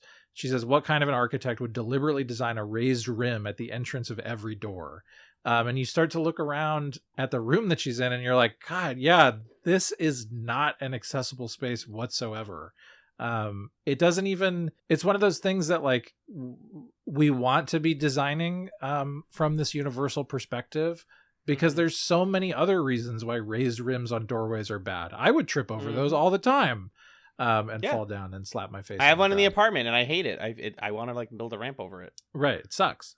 So, and she has a great line where she says, I'm used to being shut out of the Melora problem. Truth is, there is no Melora problem until people create one. She has this great conversation with Cisco and Dax and Bashir, where she says, wouldn't it have been more appropriate to include me in this conversation? Because they're talking about how to accommodate her going on one of the runabouts on this little expedition that she's doing. She challenges, well, why is there a doctor here? Why are you assuming that this needs to be a medical conversation? I think all of that stuff is great. Try sitting in the chair, Commander. No one can understand until they sit in the chair. And then, yeah, like you're saying, the episode really wants there to be this kind of reciprocal teaching relationship between Bashir and Melora. It wants them to be able to give something to each other, which I can understand. I think you want like a love story or a romance story to work that way. But Bashir's lesson for her is, God, you're so mean. Like, why won't you just let me help you? Made me so mad. Yeah, Sorry, like you're so guarded. You seem to attack a lot. She says, "That's rather insensitive of you, doctor," which it is. And, you know, it's just this like very condescending attitude that he has toward her. And she is guarded. And I do think that there is some value in her having the character growth of like, I can let people into my world, which is what she says to Bashir. Like, I can let someone into my room and we can float around in space or whatever. But that's different than her being like, I'm ready for people to help me. Which is like not exactly what I would want this episode to say. So I don't love Bashir in this one because he's like a little bit smug and a little bit condescending. And what works for me is he goes about this whole process of like, I can fix you medically. Yeah, that's my other complaint. And they kind of put themselves in a tricky situation because it's the world of Star Trek where they want to be able to say like, all Star Trek up to this point has kind of had this vague muteness on the topic of disability that almost makes it feel like they want to be in a post-disability world, like, oh, we have the technology that, I don't know, none of that stuff exists or whatever. And they have to come up with this reason why a character would need a wheelchair. They have to like invent a sci-fi concept because, well, I don't know, in Star Trek world, we don't have any of those kinds of problems. So you can't just be like a person who would be here otherwise who needs a wheelchair. You need to be from another planet. And then, of course, from there, they have to be like, well, probably somebody's scientifically smart enough to like solve this issue, right? Mm-hmm. And then it gets them into this messy thing of, well, I can fix you. Well, I don't want to be fixed. Well, why not? Because I shouldn't have to be, I think. It gets messy and vague and weird, and I don't love where it goes. Yeah, and I think it's worth noting too, all the stuff that we like about this one is probably in large part due to its writer, Evan Carlos Summers, who was himself a quadriplegic, I believe. Mm-hmm. He's written an episode. He co-wrote the season 1 episode with the Forever War with Mike from Breaking Bad. Cool. And he writes another episode of DS9, and he writes one episode of Voyager. And so he was like the consultant that brought a lot of the like specifics of disability to this episode. And ultimately, that's my favorite stuff is like, let's teach the kids, let's teach the youth of the 90s about what disabled people do deal with that we all take for granted. Things like how difficult it is to date someone who's abled, like you should be allowed to do that and fall in love with someone who's abled, but also what happens with intimacy, what happens with this, what happens with that. Abled people saying that you're too mean, that you're not grateful enough to be alive, or that like things could be worse for you. Being talked down to, being treated like a child, because Bashir often treats her like that, or removes her autonomy, or the sense that, like you were saying earlier, maybe we can fix her. Maybe with the magic of science, we can give her the ability to walk. That's not what she needs. The system can work around these things. They can make accessible building design. That's another one. Mm-hmm. The ramp thing is a huge point that like society still have not really fixed, and we've kind of just been like, well, there's ramps where there needs to be ramps, I guess, but like we're probably good. And it's like, no, when you build buildings and spaces, you can take disabled people into account and make that part of your design. It's not that hard. Right. It just requires some thinking, and this episode does put you in the right headspace to think about that stuff. So I appreciate that it exists, and it goes back to what I said earlier, that like DS9 season 2 is really like swinging for the fences, but to me it was like a low B, high C. Yeah, I think where I land on it is I just wish that I think the Bashir Melora romance is really beautiful, like the chemistry that the two of them have, them kissing in low gravity. It's like, what a fun, nice romance. The ending of the episode where they're just kind of sitting in the restaurant and the Klingon guy is singing that Klingon song and playing his little instrument. Yeah. And she's like, I just want to remember this. It's fantastic. And it almost, like you're saying, does a really good job of showing kind of the subtle ableism of someone in Bashir's position who wants to be like, oh, I can fix you. I can make this problem go away. But my big issue is that he doesn't feel bad at any point for having done that, right? Mm-hmm. He doesn't learn that he shouldn't have done that, or he should have been not so pushy about it. He doesn't even himself. It's like a conversation she has with Dax where she says, well, if I do this, like I can't go home and experience my sense of self at home in the same way, because physiologically my experience of gravity is going to fundamentally change. So like I can't go home. And Bashir doesn't really ever know that or acknowledge that. And that bothers me. So I don't know. To me, it's a B or even an A, just because it raises some really interesting questions and themes and handles them messily, but tries it. So I'd be willing to compromise at a B. Yeah, I appreciate that. That brings us to another character-focused episode. This is 207, Rules of Acquisition. Long story short, it's a Ferengi episode that also is about gender. More than the Dax episode. Weird, right? So we already know the rules of acquisition are these like precepts around that all of Ferengi society is supposed to be based. They were written a long time ago. The very first Grand Magus wrote them. It's become a running gag, and it happens way more in this season, where Quark just is like, oh, you know, then a rule of acquisition number 22, a wise man can hear profit in the wind. And it's like, it's whatever fits the scenario that he's in. They just write them. Of course, the fans have written out all of them on the wiki. There isn't actually 200 of them. There's like a lot, but not that many. We learned some things about Ferengi society. Women can't like do anything. They're like incredible. They're not even supposed to have clothing. Huh? And so a woman puts on earlobes and is able to work with Quark to help with this plan to get the Grand Magus a bunch of money by buying these berries. And Quark finds out, but she's like, I actually love you, Quark. And he's like, no, but this is bad though. And he feels complicated about it. Messy concept here. How'd you feel? Well, okay, let me first tell you the piece of trivia, which is that this was originally written as a TNG episode with Riker in Quark's position. And then they were like, I guess that makes more sense on Deep Space Nine. I can't even fathom how that would work. I don't know. I don't know, but that was the trivia. So hell yeah. Anyway, this is a funky one. I really am interested in the concept of a Ferengi woman who is trying to like Mulan her way into profit. And that's cool. I like that idea. And I like the idea that she's super good at it. She becomes like a trusted advisor of Quark's. He slaps Rom around and he's like, get out of here. I've got a new friend who's way better at business than me. I kind of stammer and get scared of these aliens, but she handles the situation extremely well. She kisses up to the Grand Nagus better than I can. All of that really works for me. But the whole like her confiding in Dax. This is the second episode in a row where Dax's whole role is to talk to a female character about why they love one of the male characters so much. Yeah. Dumb, stinky, and bad. You're wasting Dax, and you did a bad job. She doesn't need to love Quark. I don't need that. That doesn't do anything for me. And it feeds into this really strange moment at the end of the episode where Quark is like, you're just like a woman. You're so emotional like a woman.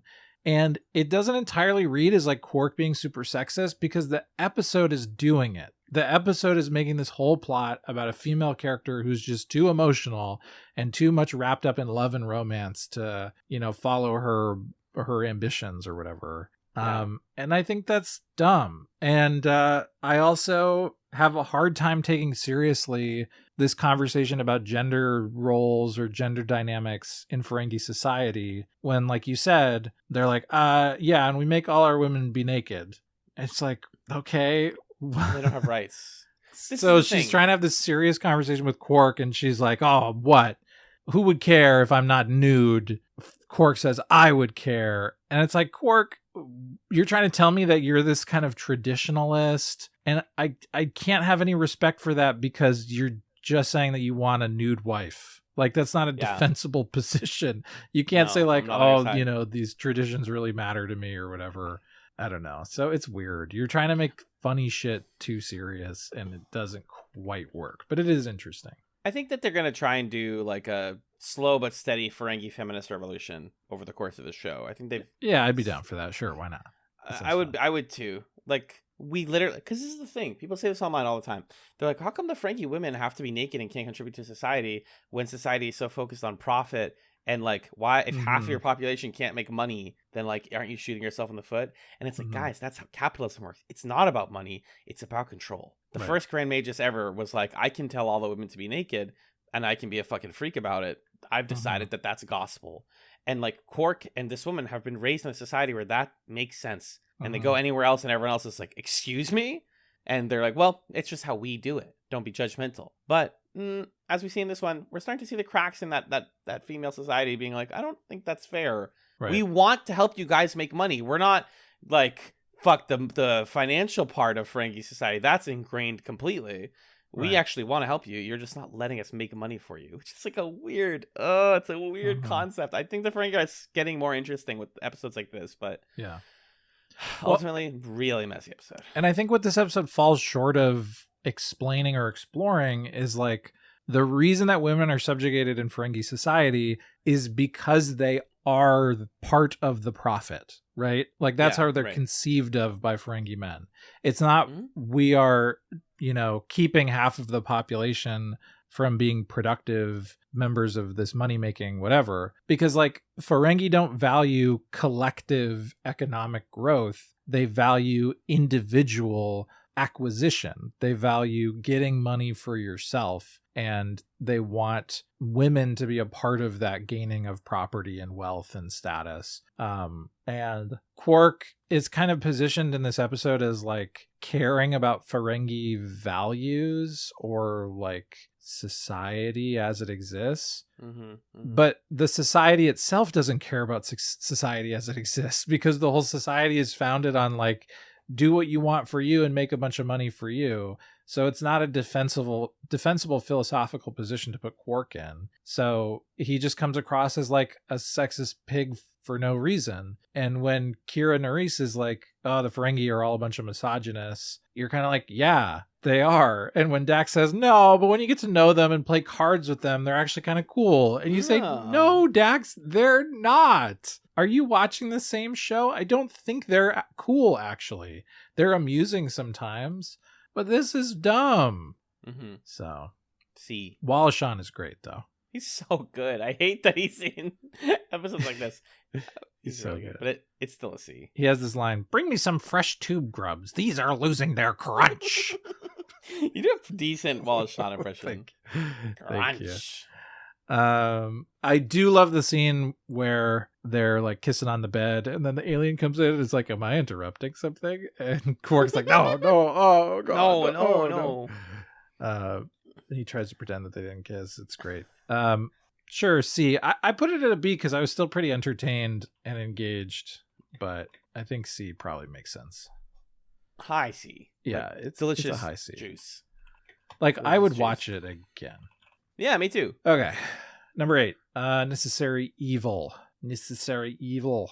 This is the last oh no, it's not. It's not the last great episode. There's another one. Sorry, go ahead. Yeah, I know. Hold on. Sorry, my favorite episode is still to come. Necessary Evil. Odo investigates a murder that relates to something that happened 5 years ago when he was originally on Deep Space Nine as a private investigator working with Gul Dukat. We get flashbacks to that time. We learn a lot about Odo. We get to see my man Renee in a fucking fabulous jacket in the flashbacks. We get to see a lot of what a Cardassian-controlled Deep Space Nine looks like. And it's a classic. Every Odo episode is a noir story. This is so noir. I didn't kill my husband. I need you to investigate it. It's actually, the box contains a list of names of Bajoran diplomats. Like, so noir. Yeah. And 100%. really fun, really memorable. Not too complicated, not too, like, weird, not too many big twists. But, like, Odo episode, I'm here for it. Yep. Good. Yep. Yeah, I don't have a ton to say about this one. It was pretty slow and takes a while to show you what it's about or what you're supposed to be caring about. But it has all of the fun noir trappings of, whoa, this character isn't saying everything they mean. And this lady is kind of mysterious. She's meeting with Quark on a dark and stormy night. We get to do like a Law and Order interrogation scene with Rom. And he's so upset. He says, oh, irony of ironies, which is one of my favorite Rom lines. And like, finally, when I get the bar, my brother's dead. Oh, God, I'm so sad. It's like, Rom, did you kill Quark? I don't know. What am I learning about you? Gul Dukat, again, is just like scheming just for the fuck of it. He's such a convenient narrative device. Who did this? Who made things the way they are? I don't know. Gul Dukat just kind of had an idea one day. When in doubt, Gul Dukat. Yeah. And I love his amusement at seeing Odo start to become a cop. He says, listen to the way he speaks to me, Quark. Yeah. Oh, this is delicious. He's playing with it. You fucking freak. I love you. And I hate you, but I love you. Yeah. To be clear. And I do find interesting here the contrast between Odo's conception of justice then and his conception of justice now. Because if he had found out, because basically what we learned by the end of the episode, a big part of this is a retcon of like the Odo-Kira relationship. The way they meet is that she's a primary suspect in this Bajoran guy's death. And in the past, she's cleared of it. He doesn't think that she's involved. Whereas in the present, we learn that actually she was involved in arranging someone to kill him. She didn't kill him herself. Or no, she did maybe. Like they got into a confrontation. She had to defend herself or something. But Odo was tricked. She tricked him. Mm-hmm. And they have this conversation where he says, you could have told me there was all this time where you could have come clean. She says, well, I didn't want it to change your opinion of me. And he doesn't explicitly, and that's the end of the episode. And he's kind of left thinking about it. But I think that's really cool because in the past, Odo is this cop for the Cardassians because he's believing in this naive idea that, well, there are people who do bad stuff and they're guilty and they should be punished. And it doesn't really matter to me if I'm turning them over to the Cardassians and then the Cardassians do whatever the Cardassians do because someone who's guilty is being punished. Whereas now in the present, he's developed this really deep relationship of respect with Kira Nerys. He learns that she deceived him. She lied to him. She was involved in somebody's murder. And he's genuinely thinking, maybe that doesn't bother me. Maybe I actually see where she's coming from and I still respect her. And what does that mean about justice? What the heck? I don't know. Dude. So that shit's pretty good. Oh, that's so good, man. Ugh. Yeah.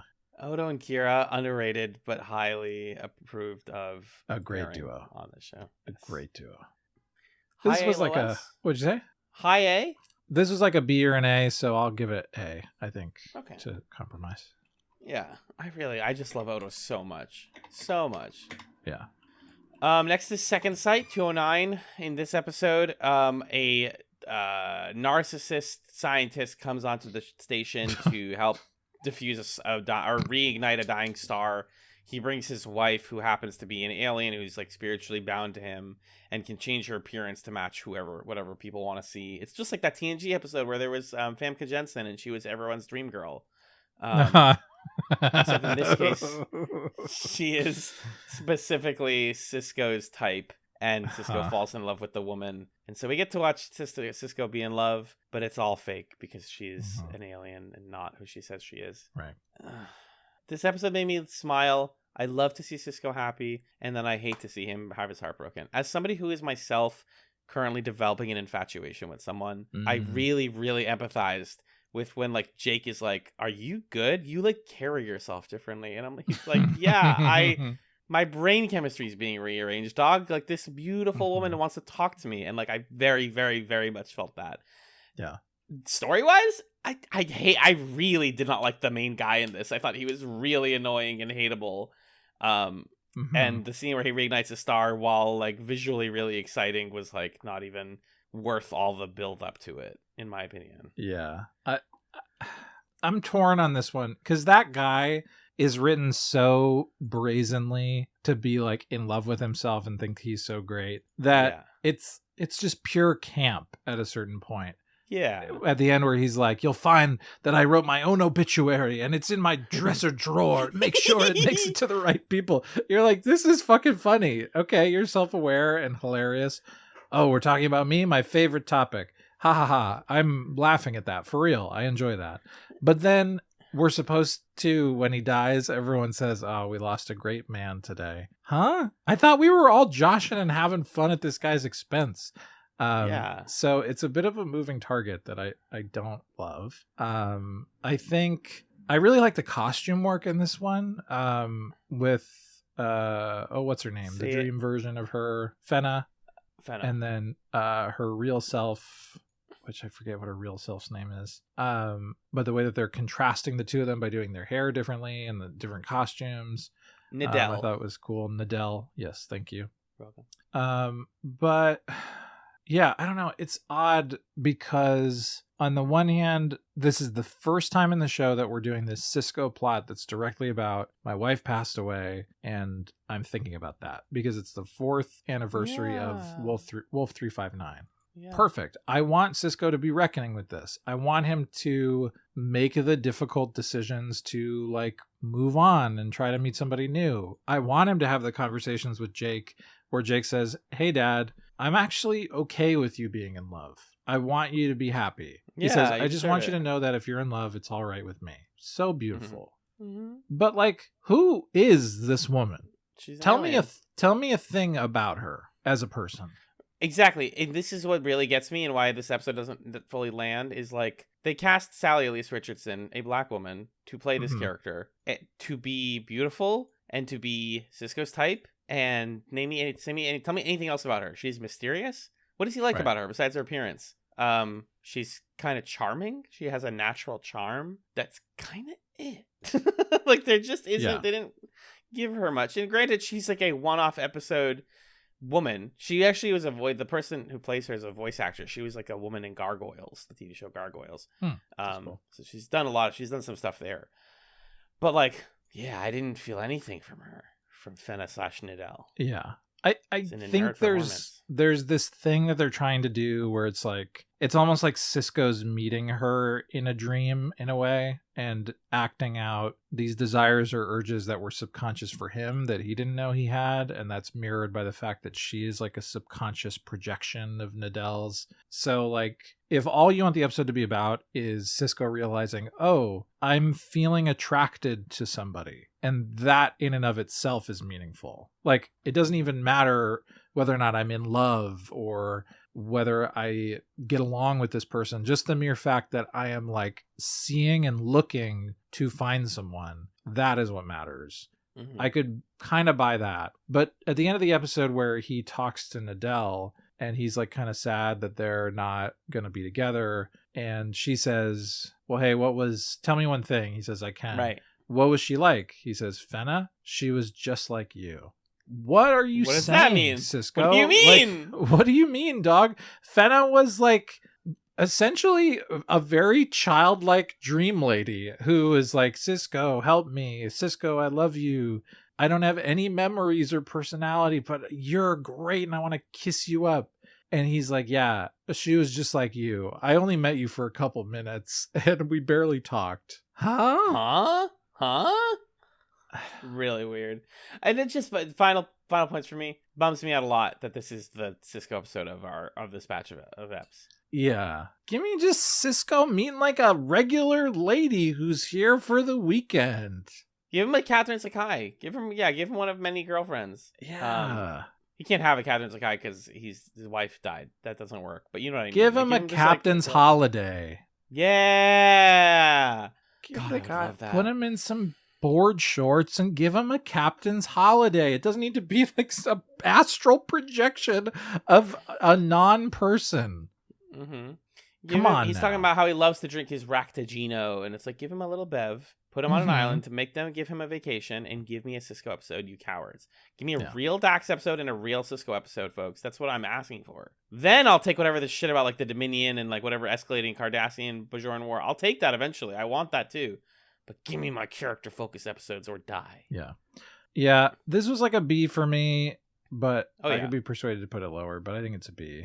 No, it's a flat B. And you know why it's a flat B? Because when Dax is trying to tell him about romance stuff, she says, "You know, it's kind of hard to talk man to man with a woman." I just love gender, Magellan. I had this Is this the third episode of the season where Dax is counseling somebody on their heterosexual relationship? Yes. Dear God. It's her role. What are we doing? We're doing this weird thing where we're trying to make Dax like the Deanna Troi of the show or something. Yes. But that's not her job. She is not the counselor. She's a science officer and also like an alien cool thing with many memories. Mm-hmm. Well, that's why she has so much advice. I guess. I guess. I feel weird about it. I guess. I just love gender. I was saying I had this hyperfixation recently where I was like, gender is so complicated. I don't know what I want to do with my own gender. And so I've had this Final Fantasy 14 character since 2017, right? And for those who don't know, my character was, until this week, a tall, purple-skinned woman with short hair and like big muscles. The tallest you can possibly make a character in Final Fantasy 14. Amazing. And love her. Great outfits. I've taken so many screenshots with her. She's gotten me through so many fun adventures. 1,000 hours of the game. Yeah. Suddenly, I'm like, I want to be a boy. I want to be a boy so badly. I got a Fantasia, which is a character memory customizer potion. It's gender juice, guys. They give you one every time there's an expansion. I have 3 of them. And I'm like, I'm making her a boy. And check this shit out about gender, dude. I made the most feminine boy I fucking could ever make. Not on purpose. Like, I was like, oh, man, I'm going to make a bunny boy. And then I was like, oh, but I can make his eyes really big. Oh, I'll make his cheeks like a little blush. And then I put the 2 of them together, and I was like, guess which? And I told someone, like, guess which one's the boy, which one's the girl? And they were like, I can't tell. And I was like, I did it! I fucking broke gender! I'm so happy! Yeah. It was very euphoric for me, so That's awesome. This was the time to bring that up. Thank you for sharing. Thank you. 210 Sanctuary is my favorite episode of this batch. That's fair. Yeah, I can see that. This is the refugee crisis episode. It has so many things that we at Chats love. I don't even need to belabor it. We don't even got to be here for, it's getting late. It's 10:30 here, which was our soft out. So, let's get moving. There's refugees. They don't speak the language understood by the universal translator at first. We get to watch the translator figure their language out. It's so cool. When she's talking to them and she starts saying the words over and over, and eventually the translator translates it to English, and you're like, whoa. I had a feeling you'd like that part as a translator micro girl. I did like that part, yeah. We learned that her people were conquered multiple times by an evil race that was fed resources by something called the Dominion. Don't worry about that right now. We'll come back. We'll come back to that. Put a pin in that title. Her and Kira have some great conversations about polyamory. Jake and Nog have some funny conversations. Then I guess, like, if, I don't want to immediately slap an S on this one. The middle of it kind of loses the thread. Because the middle of it is like, well, there's 3 million of you. Let's just throw you all on DS9 and see what happens. And it's like, well, it goes badly. And here's here's 8 different reasons it goes badly. One of them is that one of the kids is trying to join Jake and Nog's school or knows them and bullies the shit out of them. And they're like, wow, these guys suck. The Screens, that's what they're called. Cisco and company are like, well, we have to handle this. How do you offload refugees? And they're like, well, it doesn't matter where you guys want to put us. We want to go to Bejor because that's our promised land. And they're like, fuck, that's literally the worst place for you guys to go. That's like the most struggling for resources in the middle of like a Cold War situation. Don't. And they're like, well, we want to go to Bejor. Fuck you guys. And that's where that's our promised land. Metaphors, you guys. They're like, well, we simply can't do that. Here's this empty bunk ass planet in the middle of nowhere. We'll give it to you. And they're like, we don't want it. Fuck you guys. Yeah. And there's these conversations where Cisco is talking to the woman, the woman's talking to Kira, and she's talking to Cisco, and it's all metaphor. It's all metaphor as reality. You guys want to offload us? You don't want to give us resources. You want us to kill each other, or you're going to put us on a starving planet. Pick your poison. Why do you guys get to pick for us? That doesn't seem fair. We told you where we feel right, and you're not letting us do that. Yeah. Bejor can't sustain its own people. And then I was writing in my notes, somebody has to die for this metaphor, this whole thing to work. There has to be blood on the hands of DS9 for not committing to this choice and not helping them out. Yeah. And the bully, Tumac, I believe his name is, steals a ship and tries. He's like, I'm going to Bejor. Fuck you guys. You can't make me go to this this nowhere planet. And he gets killed in space. And everybody sees it happen. And they're like, and then the woman hits them with this insane speech at the end. 50 years of Cardassian rule have made you all frightened and suspicious. I feel sorry for you. You were right. Bejor is not Kentana. Boom. Mic drop. Yeah. Nuts. Just awesome. Powerful. Right? Like, this is like what Star Trek gets to do, is they get to tell these stories that are so real and so well acted and performed that you're like, I feel for these people. Yeah. That's my gush sesh. That's what I got. What did you think about it? Yeah, in trying to process this one, obviously there are some parallels or some echoes or even just some shared language between this and, you know, we're talking about this in 2024. So Palestine, Israel, and the conflict over that territory. And it's not as if the Skreans and the Bajorans are one-to-one stand-ins for Palestinians or Israelis, because it's just like way too complicated and nuanced of situations to make that comparison. But it is closer than the Bajorans and the Cardassians, is my point. It feels closer to that. For sure. And what I was thinking about is it's not that they represent like groups in that conflict. It's rather they represent two different philosophies on that conflict in a way. Yeah. Because the Bajorans really represent this idea of like, well, we need to keep to our own people, our own society. They're coming from this kind of like zero-sum game mindset or this feeling of we need to protect what we have because, you know, we have so little and we had so little for so long. And the Skreans are coming from this mindset of abundance of like, well, maybe collaboration and sharing this land would create more than what you have. And you don't need to like selfishly cling to what you already have because we could make more together. It's it's framed as a twist, but it's also just true. Like bringing more people into your country, bringing more people into your planet is not inherently a bad thing. It doesn't mean, oh no, they're going to take all of our jobs and all of our food. It's like, we know how to farm and create things that you guys don't know how to make, and we would have shared it with you. Yeah. And I don't know. I have like a few layers more complex of thoughts about this because then it raises the questions of like, the Skreans are always trying to justify themselves by talking about they're farmers. Here's the like economic value we can bring. And that feels complicated to me.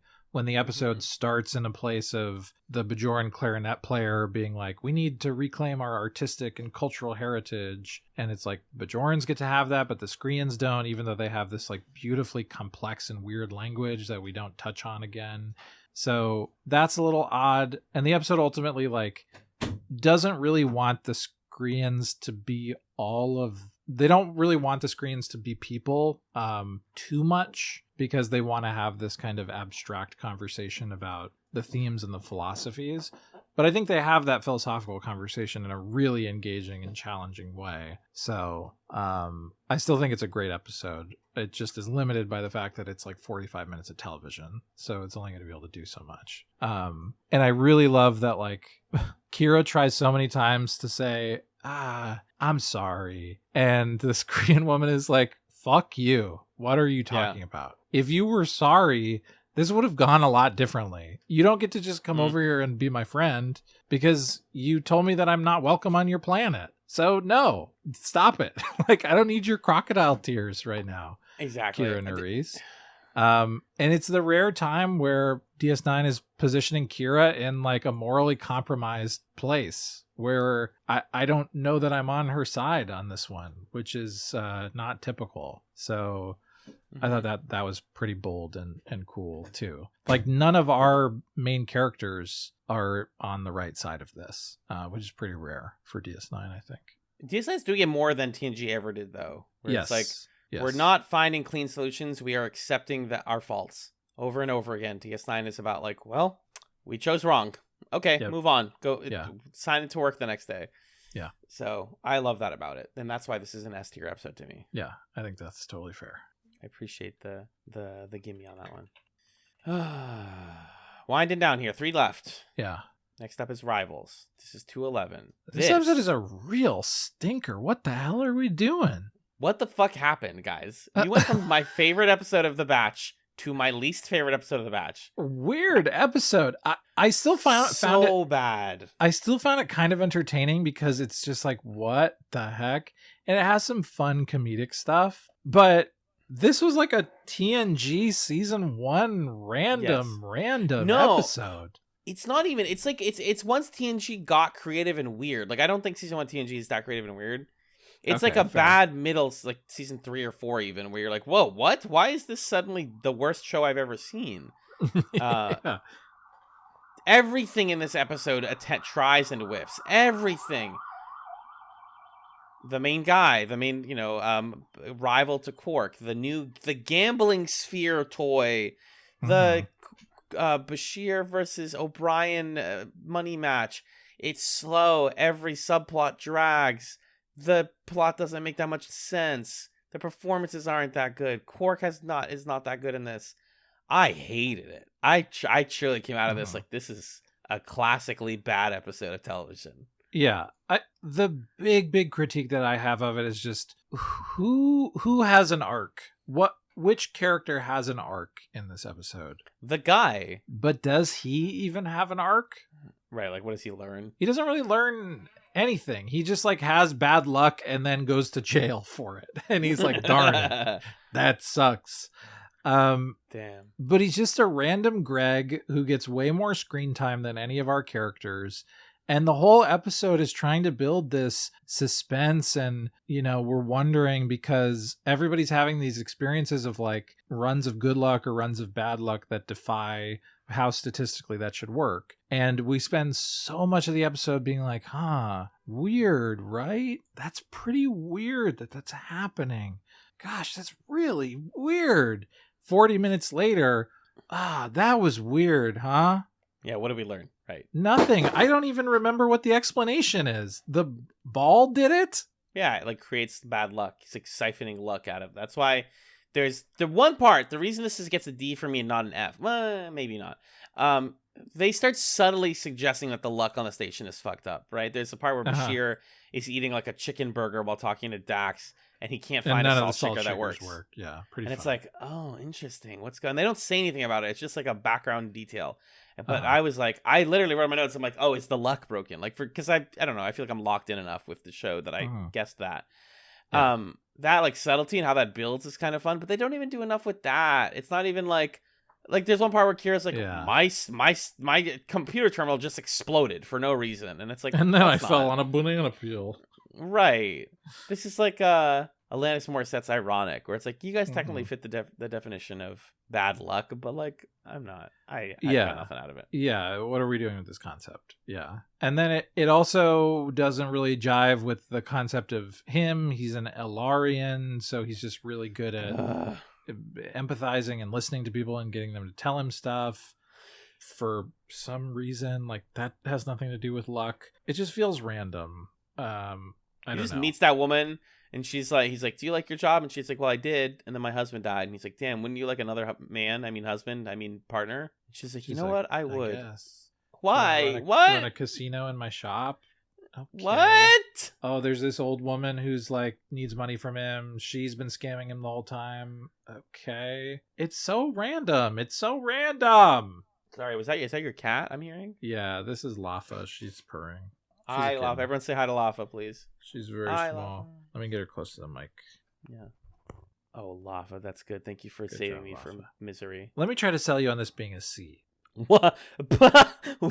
Okay, go ahead. Try. Okay, the gambling device goes has a cool glow. I think that's good prop work.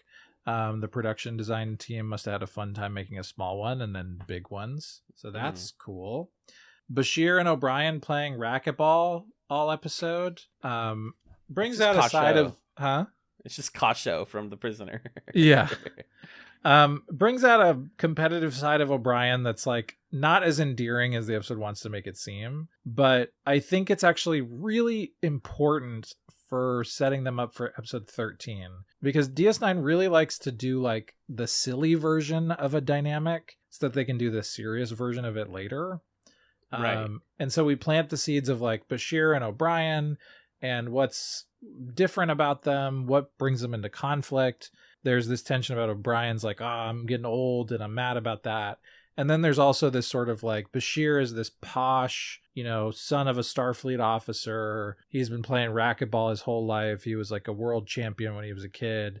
And O'Brien's this real salt of the earth Irish guy who like picked up racquetball and worked hard at it. And I really like the two of them button up against each other and not getting along super well.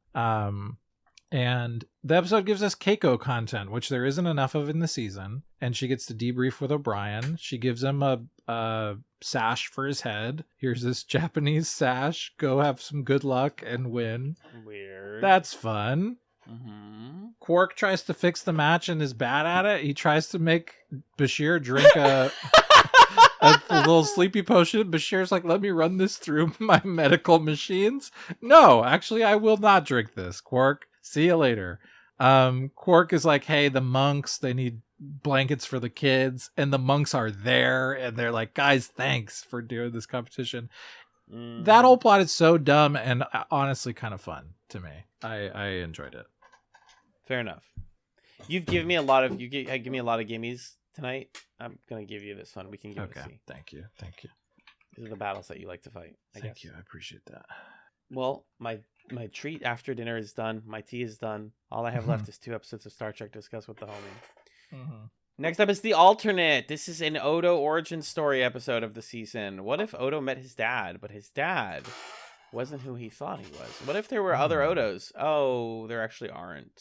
The other Odo is just Odo committing a murder. This is also technically a noir story. Investigating a murder and finding out you did it. Kind of a noir story. But this is also, like what I was saying at the intro of the episode, about dads, about fatherhood. It's a Father's Day theme. It has some sad moments. You can really tell that they both wanted this to be like Data, Data meeting his dad, and that they wanted Renee to play the scientist. I actually read in the trivia that he was supposed to, because that would have made sense that the guy made him after him, or that rather Odo the changeling modeled himself after his father. Yes, right. But they realized it was way too much work to put Renee in and out of the makeup to shoot every scene twice.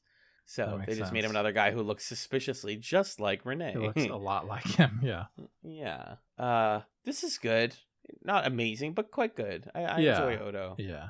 The metaphor is there. We've seen this type of story before, though. That's my only thing. I was like, oh, we've done the, like, my dad is going to be here for me. Like, the part where he's like, I want to be present. I want to actually, like, be around for the rest of your life. Like, I didn't treat you like a father. You don't treat me like a son, like you, as if you're my son, even though I'm responsible for you. I thought that idea was, like, kind of interesting. Yeah.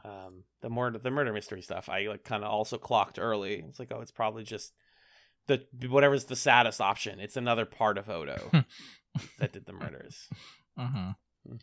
Yeah, I thought this one was decent. I really like the way that they characterize his dad, Doctor Guy, because Dr. Mora, because he just sucks in exactly the right way that a toxic parental relationship would suck, where he's constantly correcting how Odo says things, saying, oh, you got to be more precise. Oh, what you actually mean is this.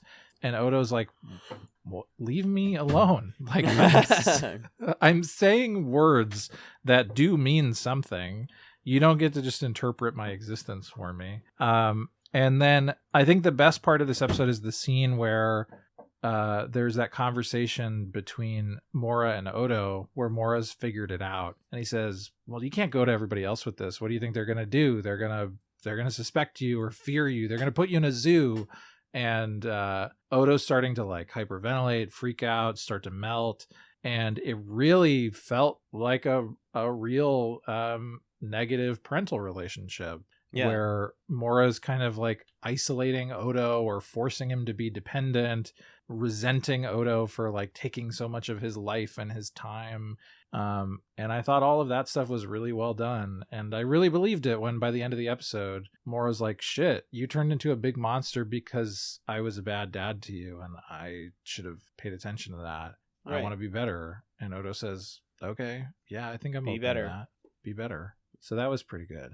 That scene that is so good, where he touches the panel and then starts to melt. And then Dr. Morris like, well, why don't you trust me? I'm your dad. And he says, what makes you think I trust you? Oh, you get to see Odo scream, like yelling and basically breaking down physically and then turning into this barrier, this beautiful like yellow flubber barrier.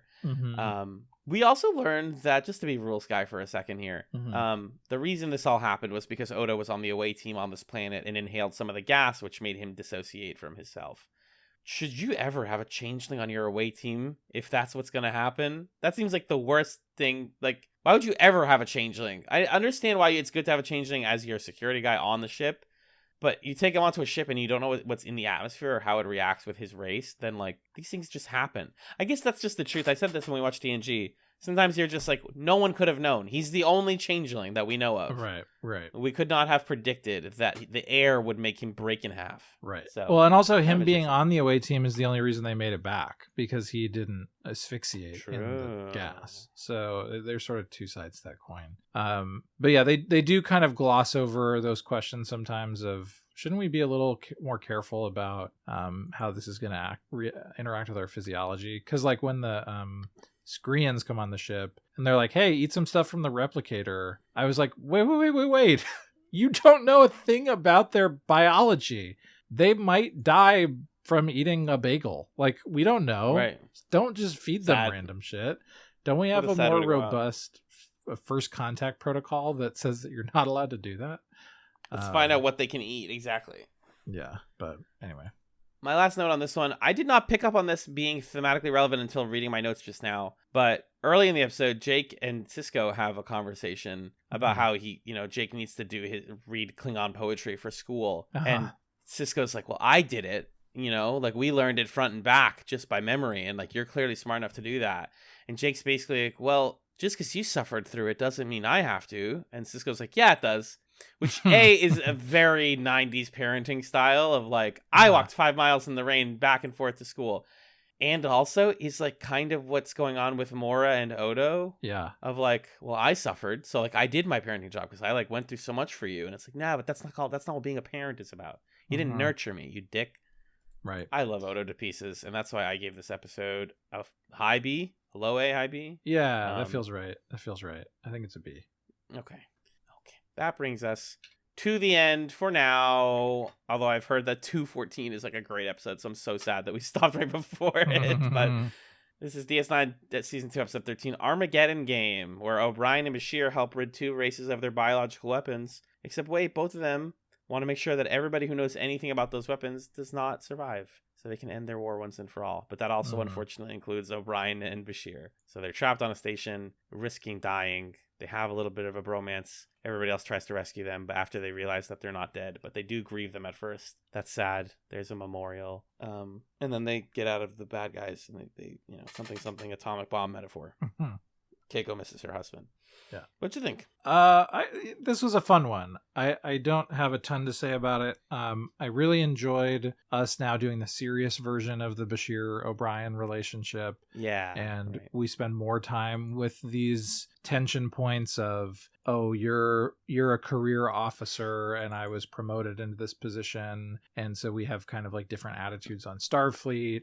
We get into this tense back and forth about like O'Brien's marriage to Keiko and Bashir perceiving it as like, oh, things aren't going very well for you. And that's proof to me that like marriage is a bad idea for a Starfleet officer. And then I love the dynamic of O'Brien trying to tell Bashir for the whole episode, like, dude, you don't need to be afraid of commitment. It's actually okay to like get into arguments about things. And as he's dying, he's trying to use his dying breath to explain to Bashir, my relationship with Keiko actually is pretty cool and good. And Bashir's like, totally. And doesn't hear a word of it. Like, it doesn't stick with him because he's too young to hear it. I thought that was great. And then it's so funny to me that they're about to die. And O'Brien says the thing that you say when you're going to die, which is, it's been an honor serving with you. Which is just like what you say. And then it ends with Bashir going up to him being like, hey, I really was thinking about what you said. And, it's been an honor serving with you too. Like, it's really meant a lot to me. And O'Brien's like, bro, what? Dude, we're not pals. We're not just like best friends. And this is a very exciting development for me. I can't wait to see Bashir really genuinely thinking that he and O'Brien are super close. And O'Brien being like, that guy is annoying as hell, and I don't want him to be my pal, but I gotta work with him. So I think this does a lot for their relationship. I think the plot of like why they're almost killed is a little forced and fine and whatever. Yeah. But they clearly wanted to do something with like nuclear disarmament, Cold War. Yeah. Oh, we have to give out all the nukes. The only way to really end it is to make it so nobody can make a nuke again. Like, it's all there. Yeah, it just feels like totally irrational. Like I don't really believe this motivation from the bad guys here. Agreed. What do you rate it? High B, low A. I say high B. Okay. Yeah, but yeah, I agree. This is hopefully the start of a budding Bashir O'Brien friendship. Because like you said, they're so good for each other. Now we really understand that like Bashir not only likes non-traditional women, but also can't commit. He's so afraid of that. And we've all been there at one point in our lives. It's funny that Bashir is older than either of us, canonically. He's like 35, I think, in this. Okay. But like still young enough to be, especially as like, you know, the last single man amongst a lot of his friends groups, presumably. He's just like, yeah, I fall in love and then I fall out. He falls in love so easily. What I'm saying is I kind of relate to Bashir and it makes me sad. Okay. We'll talk in therapy. I'm so tired. This is a B. Armageddon Game is the last one that we watched for this batch. Yeah. Last thing I'll say, again, the way that they're positioning Dax in this episode is super frustrating. But I am amused by the conversation she has with Kira, where she basically says like, Bashir gave me his diaries from medical school, which bananas. This guy needs to relax. He is hitting on Dax so hard, so often, so intensely. But he's like, look, I think you'll learn more about me and all of my deepest, darkest fears and insecurities. And Kira's like, well, did you? And Dax says, I never got around to reading them. It's so good. Oh, I love that moment so much. Delicious. I want to read Bashir's diaries. Yeah. She also, doesn't she say like they're basically just like a record of his dating history? And like, that's what Kira assumes, but Dax says that it's not. It's just him like being sad. Okay, perfect. Song lyrics, poems. Yeah, that kind of stuff. I feel like Bashir would bullet journal. He'd try it. Yeah, he'd try it. All right. Well, that's what we have for TrekChatz this time, folks. We hope you enjoyed our long-winded and in-depth discussion of Season 2, Part 1. This is why we split it, guys. Imagine if we were now going to go on to the second half. Oh, yeah. God. This is why we split it. Mm-hmm. So, in, our traditional, 6 weeks or so, we'll be wrapping up Season 2 of DS9. Yep. Anything you know about it? Anything you're looking forward to in that batch? Are they going to do more about the Dominion, maybe? Seems like they want to tell us something about that. I'm listening. I'm seated. Yeah. Oh God, I'm trying to navigate IMDb, but every time a page loads, right when you click something, it then loads another asset, which changes what you're clicking on, and it's the most annoying thing in the world. Let me just read a random episode summary. Cisco and Chief O'Brien discover a colony that lives without technology. We've done this before. A Trill episode. A Quark episode. Ooh, a two-parter. Okay. Back up. I'm out. That's important. We're cooking. So we'll be back with that. But next week on Chats on the main feed, you'll hear us returning to Xena Warrior Princess. Woo! We're starting Season 2. Did we already read the summaries of this? We can read them again if we did. Okay. We'll be watching Season 2, Episodes 1 and 2 of Xena Warrior Princess next week for Chats. Season 2, Episode 1, Orphan of War. We're going to Centaur Land to fight bad centaurs, I think. Okay. I'm trying not to read this whole summary because it's kind of spoilery, and I'm excited to watch it. I have a shorter summary that's not spoilery. Okay, great. Read it to me. Xena returns to a village she once conquered in order to keep a magical stone out of evil hands, and while there, sees someone. I'm actually not going to read the end of that sentence because that is kind of a spoiler. Then we have Season 2, Episode 2, Remember Nothing. When the three fates allow Xena to travel back in time to her pre-warrior days, she attempts to lead a life devoid of violence. Whoa! Okay, fuck you. That's awesome. I know how this is going to end. She's going to go, I wouldn't be who I am if not for the violence of my past. And yet, we'll see. And yet, I still want to see it, right? Yeah. Oh my God, we have so many good episodes. Oh my God, Season 2 is like looking like bangers. Don't look. They all look like bangers. Don't look. All right, let's do this. Let's do this plug zone. Thank people. Where can people find you, by the way? What's your deal? I'm on scanlinemedia.com at the Unova Tourism Committee. We just finished Pokemon Black and White. We're going to start Black and White 2, talking about my favorite Pokemon generation. I'm also on the Garnet Wager, a monthly podcast with my friends Six and Nick, where we watch Korean game shows. And every other month, I do Talking Marketing at amaboston.org. What about you? You can find me on another podcast that I do with my friend Justin called Super Smash Echoes, where we play video games related to the Super Smash Brothers franchise. Super Smash Echoes, check it out. You can also read my writing on my Substack at notthemagellan.substack.com. Good. I'm going to do the plug zone really fast. Okay. You can email us questions, comments, or concerns at chatspod@gmail.com. We're also at chatspod on X/Twitter. We're on Chats, the television podcast on YouTube. Hi, YouTube folks. We see you listening. Give us a sub. Give us a like. We love you. Big kiss. Rate us on your podcast platform of choice. Give us those algorithmic boosts. God damn it. We give you like a 3-hour Star Trek podcast. You give us a fucking rating. Sorry, rude.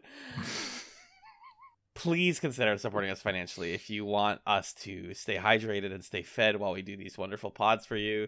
We are patreon.com/chatspod. That's our spot. Bonus content includes commentaries, pilot chats, chats nights, wheel spinning. Wait, hold on. I'm actually here from the future or the present, interrupting past Alan because we were so sleepy when we recorded this outro because the podcast had gone on for nearly, I think, 3 hours or so. You see the timestamp. And we forgot to actually spin the wheel this month on pod. So I'm going to fake spin the wheel and tell y'all what won. Magellan did actually spin the wheel. And for our patrons, if you don't know already, we spin the wheel every month. And then whatever it lands on is what we do for that month's listener-picked Patreon content. So here I go, spinning the wheel.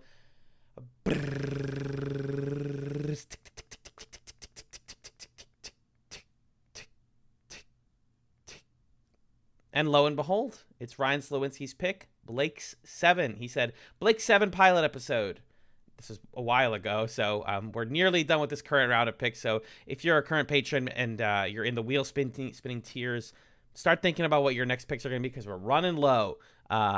Blake's 7 is a British science fiction program produced by the BBC, I believe, in the 1970s, the late 70s.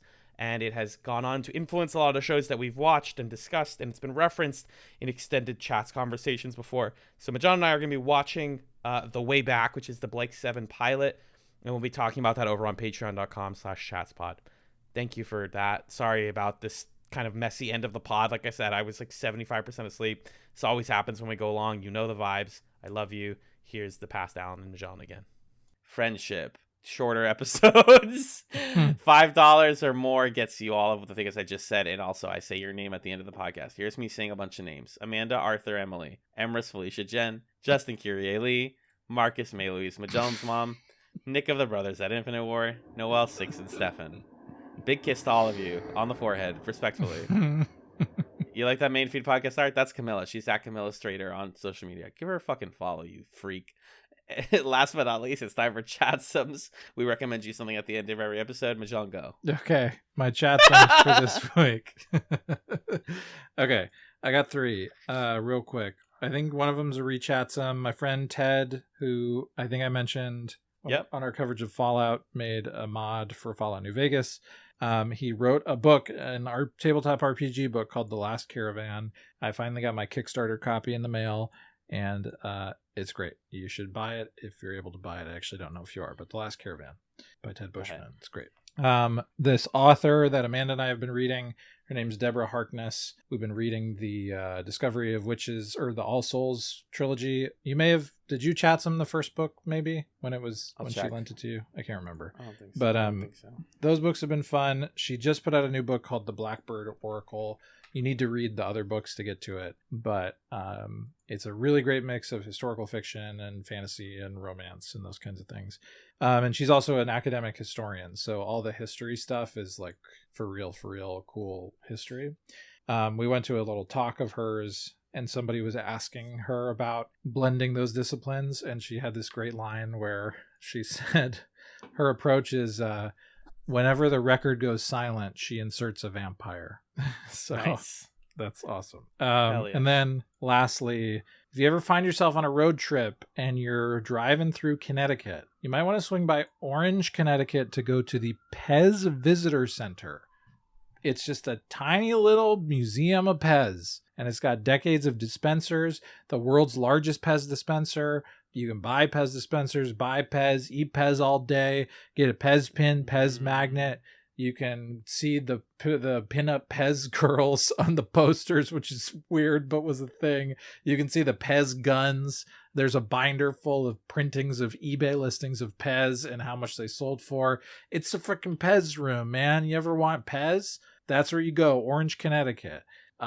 We went there on a little road trip. It wasn't our destination, but it was part of the journey, and I highly recommend it. You know, I told my coworker today, it's like, my friend and his girlfriend went on a road trip recently, and they were in Connecticut, and she's like, did they go to the Pez Museum? I was Stop like, it. What? Stop what? it. Yeah, Yes, dude. I was like, why? Stop She's it. like, oh, I drive by the sign all the time. I'm like, what do you mean? Oh, you gotta peel off the road and go. Yeah, I told her, I'm like, you could do it in like an hour. It's fun, Yeah. apparently. Yeah. Shout out to the Pets Museum if you're that That's part so of Connecticut. funny. It's not much else to do in Connecticut, no offense to them. Wow. What's your Chatzum? What do you got? I have two. They are an album. It's Big Ideas by Remy Wolf. A friend of mine today was like, last night, she was like, can you hang out on Saturday? And I was like, no. She's like, all right, fair enough. How about Sunday? I was like, no. She's like, all right, well, fuck you. Can you listen to this album and tell me what you think? And I was like, you know what? I can do that.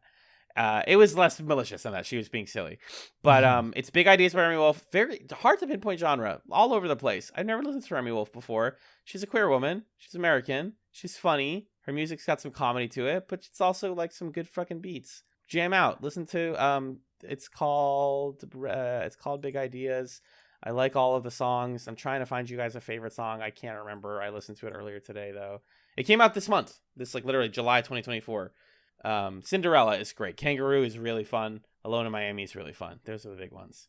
So that's Big Ideas. And then I finally saw Godzilla -1. Holy smokes. Good freaking movie. Great intro to Godzilla. If you haven't seen a Godzilla thing before, it's finally on streaming. Unfortunately, that movie like had such a limited release that like no one I know saw it in theater. I know some people that saw it in theaters, but it was like a limited run. Then they did like a black and white run, and now it's finally on Netflix and worth your time. Quite emotional, a bit like pulling on the heartstrings emotional sometimes, but like it'll get you. That dang dinosaur done did it. Alliteration is fun. Godzilla -1 gets a huge thumbs up for me. That was a high rated movie for me. Quite an enjoyable experience. Anyways, thank you, Magellan, for being the O'Brien to my Bashir, because I have a lot to learn from you, but also both of us are kind of good at racquetball given the practice. Yeah, sure. Sure. Thank you all so much for listening to TrekChatz. Peace. Bye. Engage. Bye. Good night.